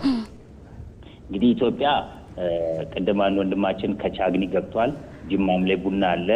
ከባሌ ጎባ ዝቅ ብሎ ዲሾ ላይ ቡና አለ። ጉጂ ውስጥ የጫካ ቡና አለ። ጅማ የቡና ሀገር እንደሆነች ይታወቃል። ይብዛ የሚነስም ብቻ በአንድም በሌላም በዘመናዊ መንገድ ቡና እየተመረተ ነው ያለው። አሁን ሲዳማ ቡና ብራንድ ስጠኝ ካለ፣ ይርጋ ጨፌም ቡና ብራንድ ስጠኝ ካለ፣ ደሎመናም ቡና ብራንድ ይሰጠኝ ካለ፣ ጅማም ብራንድ ይሰጠኝ ካለ የቱ ጋር ነው ታዲያ ኢትዮጵያዊነታችን? በቀበሌ እንደተከፋፈልን ብራንድ የዚህ ቡና ቤስት ነው የዛ ቤስት ነው ሳይሆን ልክ ወርቁም ወደ አንድ ቋት ገብቶ የኢትዮጵያ ወርቅ ተብሎ ኤክስፖርት እንደሚደረግ ሁሉ ቡናዎች የሲዳማን ቡናም የእርጋ ጨፌን ቡናም የጅማን ቡናም የጉጂም ቡናም የደሎም ቡናም ዋቴቨር ከመላው ኢትዮጵያ የሚሰበሰበው እንግዲህ በፌዴራል መንግስት በኩል ነው ብራንድ ተሰጥቶ ወደ ውጭ የሚሄደው። ይሄ ብራንድ ጉዳይ ለኔ ኮንፈርት አልሰጠኝም። ስለዚህ የተከፋፈለ ሳይሆን ያው ቤስት የተባለው ቡና አንደኛ ደረጃ ሁለተኛ ደረጃ ተብሎ ደረጃ እንደሚሰጠው እንዳለ ሆኖ ግን አቢሲኒያ የሚለው ብራንድ በቂ ነው ብዬ ነው የማምነው እንደ አንድ ግለሰብ ማለት ነው። እሺ መልካም ተመልካቻችን ለሰጠህን አስተያየትም ጥያቄም እናመሰግናለን። እስከ መጨረሻው ዝግጅታችንን እንድትከታተልም እንጋብዛለን። እንግዲህ ከተመልካቻችን አስተያየት እንነሳ። ቀድሞ ያሉት እንግዲህ የሀገር ውስጥ ገበያ ማረጋጋቱ ላይ ወይም የሀገር ውስጥ የዋጋው ንረቱ ላይ ምን አስተያየት አለ የሚለውን ቀደም ብዬ እስቲ ወደ አቶ ተስፋዬ ልምጣ። እንዴት ይገልጹታል ይሄንን አስተያየቱን የተመልካችን? እሺ በጣም አመሰግናለሁ። ይሄ ቡና ዋጋ እንግዲህ በተለይ ዘንድሮ ደግሞ እየጨመረ ነው የሚገኘው። ይሄ መነሻው አንደኛ እንግዲህ አርሶ አደሩ ለቡና ለማምረት የሚያወጣው ወጪ ያማከለ መሆን አለበት። ሁለተኛ እዛው ያሉት በየአካባቢ ያሉት የቡና የሚሰበስቡ ሰዎች የራሳቸውን ቡናውን ለመሰብሰብ የሽሚያ ሁኔታዎች አሉ። ቡናውን እኔም ልግዛ የሚል ዋጋውን አግራቤት እንዳደረገ ነው የምናስተውለው። ሆኖም ግን ይህንን ቡና የሚያረጋጋ የሚያመቻች ታች ያለው የራሱ የሆነ የቡና ግብረ ኃይል በቡናና ሻይ መዋቅር ውስጥ አለ። በመንግስት የሚመራ የቡና ግብረ ኃይል እንደዚህ አይነት ወጣ ገባ የሚሉ አካሄዶችን የማማከር፣ የማቆጣጠር፣ የማገዝ ስራዎችን እየሰራ ይገኛል። ስለዚህ አሁን በማህበር በኩል የሚለሰው አሁን ያለው ዋጋስ ተገቢ ነው ወይ? አንደኛ ዋጋው ተነስቷልና ይህንን እኛ እንደ ማህበር ከታች ያለውን ዋጋ ዝም ብላችሁ ወደ ላይ አታንሱ፣ በሽሚያ የቡና ዋጋ ወደ ላይ ማንሳት የለባችሁም የሚል ምክር እንሰጣለን። ምክር ሀሳብ ነው የምንሰጠው። የማስገደድ አቅም የለንም። ይህንን እንመክራለን። ታች ያሉት ግብረ ኃይሎች ደግሞ ተሰብስቦ እዛ ያሉትን ቡና አቅራቢዎችን እያማከሩ ይገኛሉ። በየጊዜው እያማከሩና እያረጋጉት ነው ያለው። አሁን በከፍተኛ ዋጋ እየሄዱ ወደ ታች መልሶ ወደ መሀል እያመጡት ነው የሚገኘውና ይሄ ቡና ዋጋ ከዓለም ቡና ዋጋ ጋር ይገናኛል። የዓለም ቡና ዋጋ ከፍ ሲል የአርሶ አደሩ ዝቅ ማለት የለበትም። ይህንንም በትክክል እንገነዘባለን። ስለዚህ ይህንን ያማከለ የቡና ዋጋ ቀጥታ ከቡናና ሻይ በየሳምንቱ ይተላለፋል። መነሻ ዋጋውን ከዚህ ጀምራችሁ ግዙ ይባላል። በዛ መነሻ ዋጋ ተንተርሶ ነው እንግዲህ ያለውን ውድድር ወደ ላይ እያደረጉ የሚሄዱትና ለመነሻ ለዛ ክትትልና ቁጥጥር እንዲመች የቡናና ሻይ የመነሻ ዋጋን መስራት ያደረገ ስራ ነው እኛ የምንሰራው።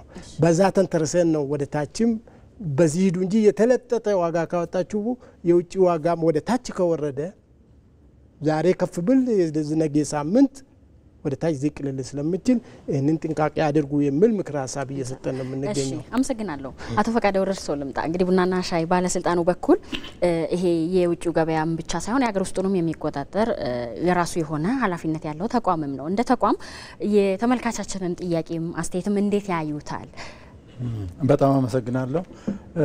በመጀመሪያ ያው የቡና ዋጋ የሚወሰነው በዓለም ገበያ ነው፣ በሀገራችን ብቻ አይደለም።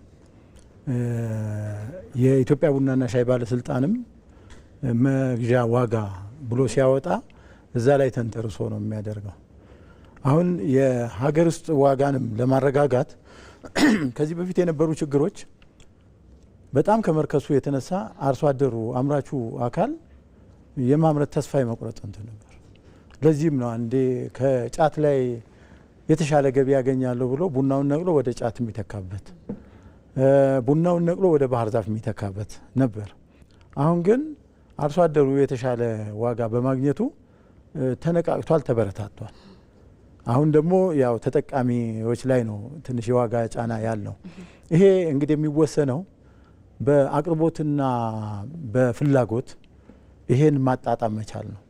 ስለዚህ አሁን እኛ የቀጣይ ስትራቴጂያችን በተለይ አሁን በቀጣይ የማምረቱን እንትን ከዚህም ደብል ልናደርገው የታቀደ እንትን አለ። አሁን ምርቱ የተትረፈረፈ ሲሆን ከፍላጎት በላይ ሲሆን ዋጋውም እየቀነሰ የሚመጣበት ሁኔታ ስለሚኖር አሁን የማምረቱ ላይ ስራ ላይ እንትን ማለት ነው ያለብን። በተረፈ አሁን ባለበት ላይ በዚሁ እንዲቀንስ ቢደረግ አሁን ምንድነው የግድ የማምረት ወጪዎችን መሸፈን መቻል አለበት።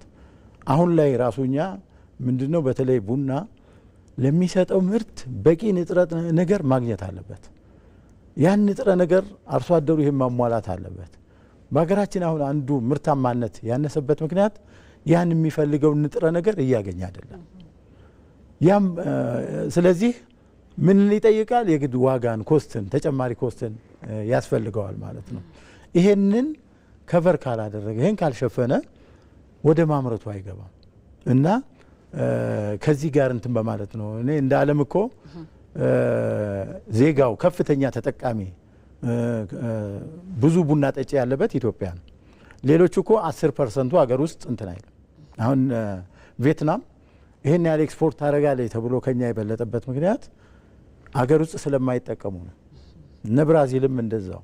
የኛ ግን ሀገር ውስጥ የምንጠቀመው ኦልሞስት 15% ሀገር ውስጥ የምንጠቀመው እንትን ስለሆነ ነው። ስለዚህ ከዚህ አንጻር አቅርቦቱንም በሰፊው እንትን ማለት መስራት ማሳደግ ነው ወሳኝ እንትን እንጂ ምክንያቱም ሁለቱም አካል ተጎጂ አይሆኑም ይሄንን ካደረግን። እናመሰግናለን። እስቲ ወደ ክልል ስቱዲዮችን እንሄዳለን። ወደ ሐዋሳ እንሄድና እንግዲህ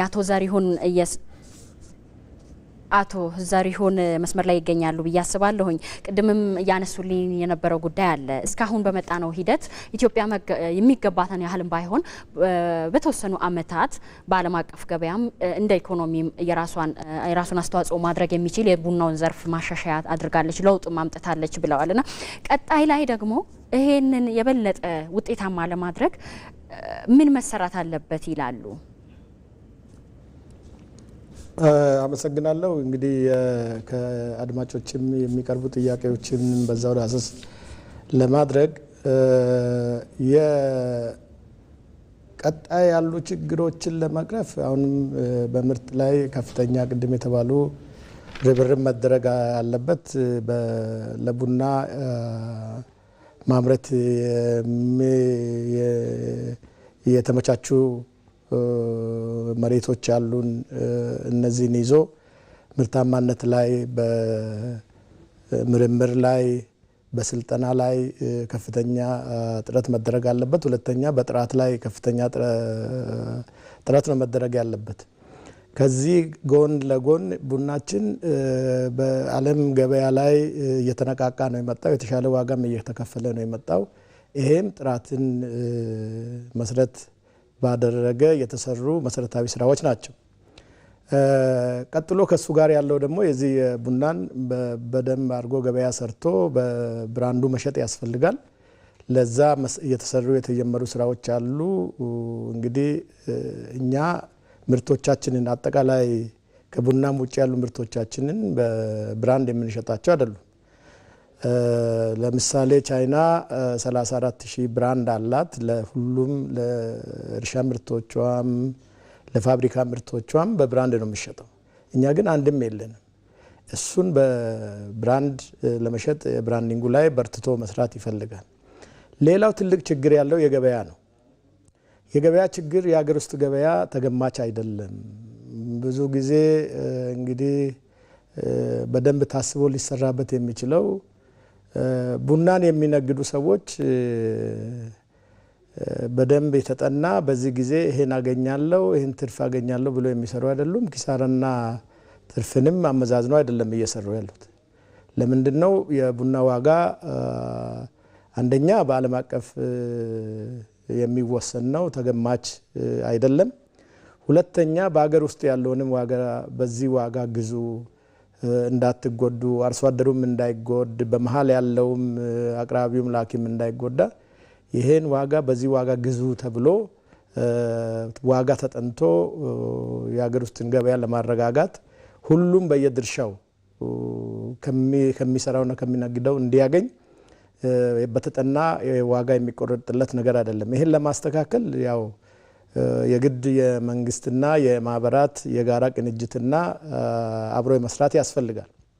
ስለዚህ ይሄ ሁኔታ ካልተቀየረ በስተቀር የቡናን ዋጋ በሀገር ውስጥ ያለውንም ወደ ውጭ የሚሄደውን በውጭ ላይ ያሉ ገዢዎቻችን ቡናችን በደንብ አድርገን አስተዋውቀን ቅድም የተባሉትን እሴት ጨምረን ጥራቱ ላይ ከሰራን ቡና በዓለም ላይ ልንሸጥ የምንችልባቸው መስኮቶች ብዙ ናቸው ያሉት። እናመሰግናለን። እሺ በሱ ላይ አመሰግናለሁ አቶ ዘሪሁን። ወደ ጅማ በዚሁ ልጓዝና አቶ ሙስጠፋ እንግዲህ እርሶም በዚሁ በማምረቱም ዘርፍ በላኪነትም አሉበትና እንደው በሁለቱም ዘርፍ እንዳሉ እንደ አንድ በዚሁ ዘርፍ እንዳለ ተዋናይ ምን አይነት ነገሮች መስተካከል አለባቸው ከትላንት ለነገ ደግሞ ተምሮ የተሻለ ውጤት ለማምጣት ይላሉ? አጠር አድርጎ ቢገልጹልኝ።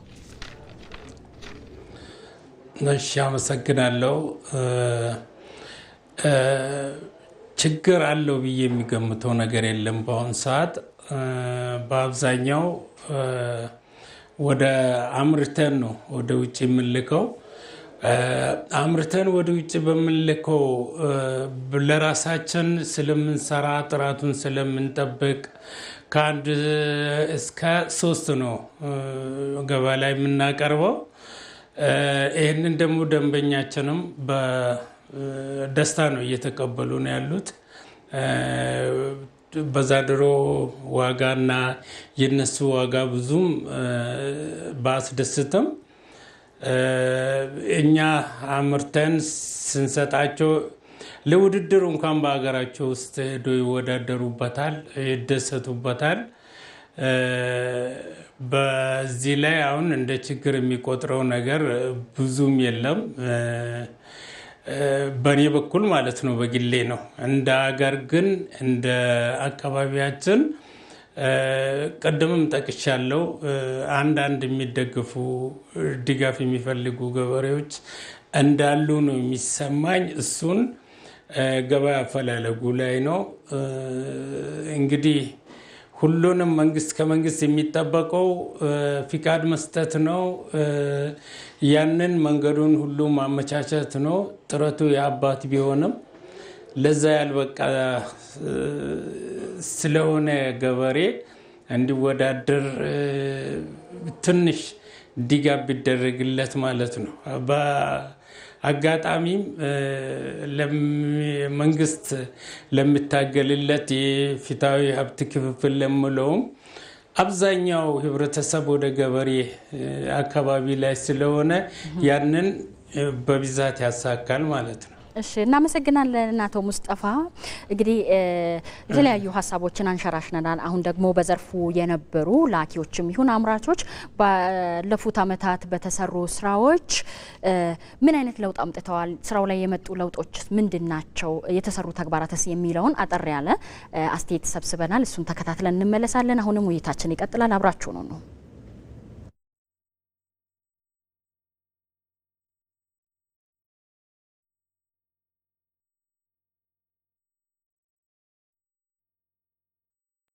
የድሮ ዝም ብሎ የሚተከል ነው። በጥራት የተለቀመና የተዘጋጀ ስላልሆነ አሁን ያሁኑ እዛ በጥራት ተለቅሞ ተዘርቶ የሚመጣ ስለሆነ ውጤቱን አሁን በጣም ውጤታማ ነው። ውጤታማ እንደሆኑ ተረድቻለሁ። በወረዳ ባለሙያ የነበሩትን እነሱ ያማከሩትን ምክር እየወሰደን ከዛ በቀጣይነቱ አዲስ ቡና ብንተከል ለወደፊቱ ተስፋ እናገኛለን። በአዲሱ በመተከል በብርም በካፒታልም ሁሉ የሚኖሩ ኑሮ የተሻሻለ ኑሮ ለመኖር ያው እቅዱን ምክሩ ከባለሙያ ወስደን ይህን ደረጃ ነው የደረሰ ነው። አሁን ደርሰን ያለንበት ምርቱ እያያችሁ ነው። በጣም አሪፍ ነው። እግዚአብሔር ይመስገን። በደንብ ተስፋ አለን። የድሮ ቡና አሁን 1-2 ፍሬ ነው የሚይዘው። ደግሞ 4 አመት 3 አመት ነው ያኛው የኛ ቡና የሚደርሰው። አሁን ይሄ አንድ ቡና ላይ ብዙ ምርት ነው የሚያገኘው። ለየት ይላል። ድሮ የነበረው ቡና ከ3 አመት ቆይቶ ነው ምርት የሚያመጣ። እሱም ያኔ የነበረው አያያዙ ችግር ነው። በአባቶቻን ጊዜ የነበረው ቡና ያው አያያዝ ችግር በመኖሩ ምክንያት እሱም በየቆየው አመቱ ብዙ አመት የቆየ ቡና በመሆኑ ምክንያት ምርት በደንብ አይሰጥም። ጥበብ አላገኘንም። ያ አጠቃቀሙ ላይ ችግር ስላለ ያኔ የነበረው ቡናና አሁን የመጣ ቡና ልዩነቱ በጣም ትልቅ ነው። አርሶ አደሩን ተጠቃሚ ስለሚያደርግ ከዚህ አርሶ አደሩ ብዙ ተነቃቅቷል። ለወደፊትም ብዙ ትኩረት ተሰጥቶ አርሶ አደሩ እንትኑን ቡናውን ያለማ ኮምፖስት እያደረገ ተጠቃሚ ስለሆነ ለወደፊቱ ከዚህ ይበልጥ ይተክላሉ። ተነቃቅቷል አርሶ አደሩ። የግብይቱ ሁኔታ እዚህ ደግሞ ለመሸጥ ከዚህ በፊት አባቶቻችን እዚህ እየሸጡ እዚህ ያሉትን ደላላ በመሸጡ ምንም ደረጃ ስላልደረሱ አሁን ተከላይ ብዙ ዋጋ ከፍለን የደረሰንበት ውጤት ፍቃድ ወስደን ወደ ውጭ ልከን እንድንሸጥ ነው ያለነው ተስፋ። ፍቃድ ሁሉ ጀምረን ነበር። ክልል ያው ጨርሶታል አሁን የፍቃዱ ጉዳይ። እንደውም የዚህ የሆኑ ምርቱ ጀምረን ወደ ውጭ መላክ ነው ያለነው ተስፋ። በየጊዜ በየአመቱ መጨመር የሚችለው ያው ምግብ ይፈልጋል። መሰጠው ኮምፖስቶች አለ። ኮምፖስት ደግሞ በተግብ በስርዓት ቢሰጥ ከዚህ እየጨመረ ይሄዳል እንጂ እየቀነሰ አይመጣም። እሱ አያያዝ ነው። ቡና ከዚህ በፊት አርሶ አደሩን ይጎዳ ነበር። ቡና አርሶ አደር ተክሎ አርሞ ሌላ ሰው ይጠቅም ነበር። አሁን በወቅቱ በአሁኑ ለውጡ መንግስት አርሶ አደር ተጠቃሚ ሆኗል። አምና ወደ 60 ብር ሽጠናል በአንድ ኪሎ። አርሶ አደር እንደዛ ሽጦ ነበር። አሁንም በተሻለ ዘንድሮ 180 ብር ሳይ እየሸጡ ነው። ክላስተር ውስጥ የሰራነውን ሌሎችም ደግሞ ተከትሎ ሰርቶ ሰው መሆን አገራችንን መለወጥ ይሄ ነው የምንፈልገው እና አው እንደምታውቀው የሀገራችን ኢኮኖሚ ነው የሀገራችን ዶላር የሚያስገባ ነው። አርሶ አደርም ለልጆቹ በቀይ ቡና ብቻ ለቅሞ ያቀረበልን ነው። በብዛትም ቡና ስላፈራ ዋጋም ደግሞ በጣም ስለጨመረ ለአርሶ አደርም ዋጋ ጨምረን የገዛን ነው። በዚህ መሰረት በጥንቃቄ የሰራን ነው ማለት ነው።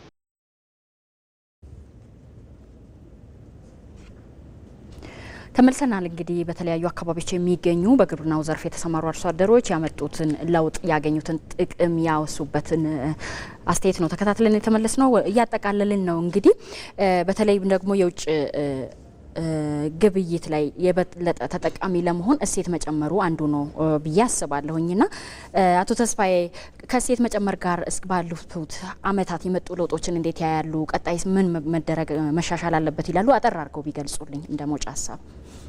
በጣም አመሰግናለሁ። እንግዲህ የቡናን እሴትን ጨምሮ ወደ ውጪ መላክ በተለይ ባለፉት ከ6 እና 7 አመት ወዲያ ብዙም እንዳልነበረ ነው። ይሄ ላኪዎቻችን በዚህ መልኩ ቡናን የመላክ ልምዳቸውን በጣም ቀዝቃዛ ነበር። ለምንድን ነው ያኔ እንግዲህ እንደሚባለው የቡና ገዢዎቻችን የውጭ ባየርሶቻችን የኛ ቡና ሰብስቦ የራሳቸውን ቫልዩ አድድ ጨምሮ ነው እንደገና መልሶ ለኛ የሚሸጡትና ይሄ ከፍተኛ ክፍተት የነበረ ጉዳይ ነውና በተለይ ከዚህ ወዲህ የተወሰኑት ላኪዎቻችን ቡናን ፈጭቶ ቆልቶ ፓክ አድርጎ ወደ ውጭ መላክ በአሁኑ ጊዜ የተጀመረበት ሁኔታ ነው። ሆኖም ግን ብዙም አልተስፋፋም። ይሄ ገና በፊታችን ብዙ ስራ የሚቀር ነው። አሁን በርካታ አቅራቢዎች ላኪዎች ይህንን ቴክኖሎጂ ወደ ውጭ ለማስገባት ወደ ውስጥ አገር ውስጥ ለማስገባት ጥያቄዎችም እያቀረቡ ነው። በሰፊው ይህንን ስራ ወደዛ ለመጓዝ የውጭ ገጂንም እያገኙ ወደዛ ለመሄድ ብዙ ሩጫዎች አሁን ተጀምረዋል። በፊት ተቀዛቅዞ የነበረው የውጭ ገጂዎቻችን አሁን መቀበል እንደጀመሩ ነው መረጃ ያለን። ይህንን አጠናክረን ለመሄድ እኛም እንደ ማህበር በጣም ምክረ ሀሳብ እየሰጠንና በአሁኑ ጊዜ ጥያቄዎች በተለይ በኢንቨስትመንት ጥያቄዎችን እያቀረቡ መሆኑን ቴክኖሎጂ ወደ ሀገር ውስጥ አስገብቶ ቫልዩ አድ አድርጎ ለመላክ ጥያቄዎቹን እያቀረቡ መሆናቸውን ነው የሚያነሳው። በዚህ ዙሪያ አንድ የተወሰኑት ሀሳቦችን ልጨምር እፈልጋለሁ። በተለይ ወንድሜ ስለ ብራንድን በተመለከተ አንድ ብራንድ አይበቃንም የሚል አለ። ኢትዮጵያ ሰፊ መሬትና ሰፊ አግሮ ኢኮሎጂ አላት። በየአግሮ ኢኮሎጂ ያለው የቡና ጣዕምና ሽታው ይለያያል። ስለዚህ ያንን የተለያየ ብራንድ ያለውን የተለያየ ሽታና ጣዕም ያለውን ቡና ለተለያዩ ሀገሮች ይፈልጋል። ለምሳሌ የጉጂ ቡና ይላል ገጂው መጥቶ የጅማ ቡናን ይጠይቃል። ለምን ይጠይቃል? ያን የጅማ ቡና ስለሚያውቅ ያን የጉጂ ቡና የራሱ የሆነ መለያ እንትኖች ስላሉት ከዛ አንጻር በየቦታው ብራንድን ማበልጸግ ወሳኝ ስለሆነ አሁን ኮሎምቢያ 16 የቡና ብራንድ አላት 16። ስለዚህ ለኢትዮጵያ አንድ ብራንድ ይበቃል የሚል ያነሱት ሀሳብ በዚህ መልኩ ቢያዩ ጥሩ ነው። እንደ ሀገርም ደግሞ ብራንድ አለ ባይዘው ኢትዮጵያ ቡና ብራንድ ተብሎ በውጪው ዓለም የተመዘገበ የቡና ብራንድ አለ። ግን ወደ በሱ ስር እያንዳንዱን አግሮ ኢኮሎጂ መሰረት ያደረገ ቡናን ብራንድ ማበጀቱ ወሳኝ በመሆኑ ነው ይህንን ስራ እየሰራ ያለ ነው። ሌላው አርሶ አደር ላኪን በተመለከተ ሆነ ከጅማ ያነሱት በጣም እንደ ማህበረኛ እየሰራ እኛ እድሜያችን 3 ዓመታችን ነው። ግን አርሶ አደር ላኪ ዋናው ቡና ወደ ውጭ የመላክ ዋና መሰረታዊ ችግር ነው። ይህንን ከቡናና ሻይ ጋር ሆነን እኛ ይህንን ማገዝ አለብን ብለን እንደ ብሔራዊ ቡና ማህበር ቀጥታ ገዢንና አርሶ አደሩ ላኪን ለማስተሳሰር በአሁኑ ጊዜ ሰፊ ስራ እየሰራን ነው።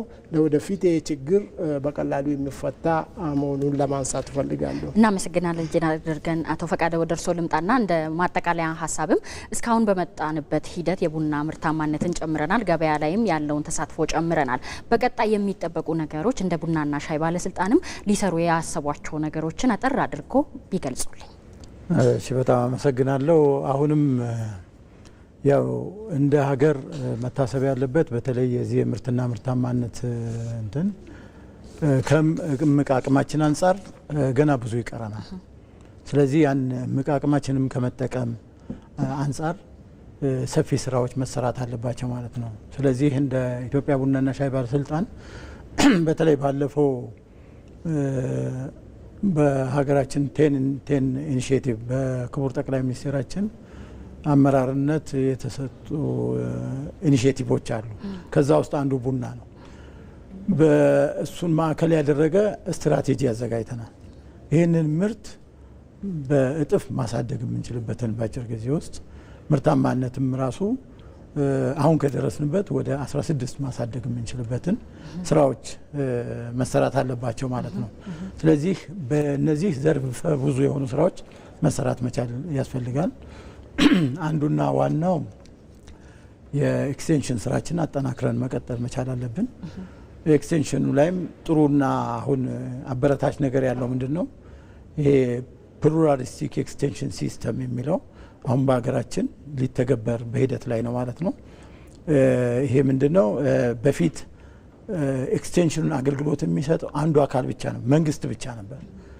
አሁን ግን ሁሉም የሚመለከተው ባለድርሻ አካላት መስጠት የሚችሉበት፣ አሁን ማህበራት ራሳቸው መስጠት የሚችሉበት፣ አልሚ ባለ ሀብቶች በዙሪያቸው ላሉ መስጠት የሚችሉበት፣ ኢቭን ሌሎች ሀገሮች አሁን ምርምር ተቋማት ራሳቸው ይሄን ያገኙትን ቫራይቲ ምርታማነቱ ይሄን ያህል ነው የሚለውን አርሶ አደሩ ላይ ምርታማነት የማምጣት ስራ ይሰራሉና ሀገራችንም አሁን ይሄ የተጀመረበት ስለሆነ ቀጣይ ይሄን አጠናክረን የምንሄድበት ሁኔታ ይኖራል።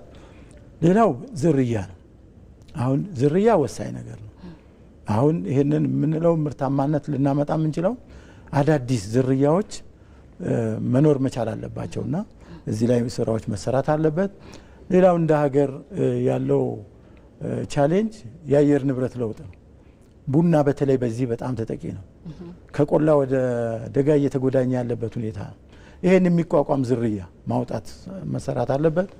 ሌላው ደግሞ እኛ የቡና አመራረታችን በዝናብ ላይ ብቻ ተንተርሶ መሆኑ ቀርቶ በመስኖ ላይ ተደግፎ መመረት መቻል ይኖርበታል ማለት ነው።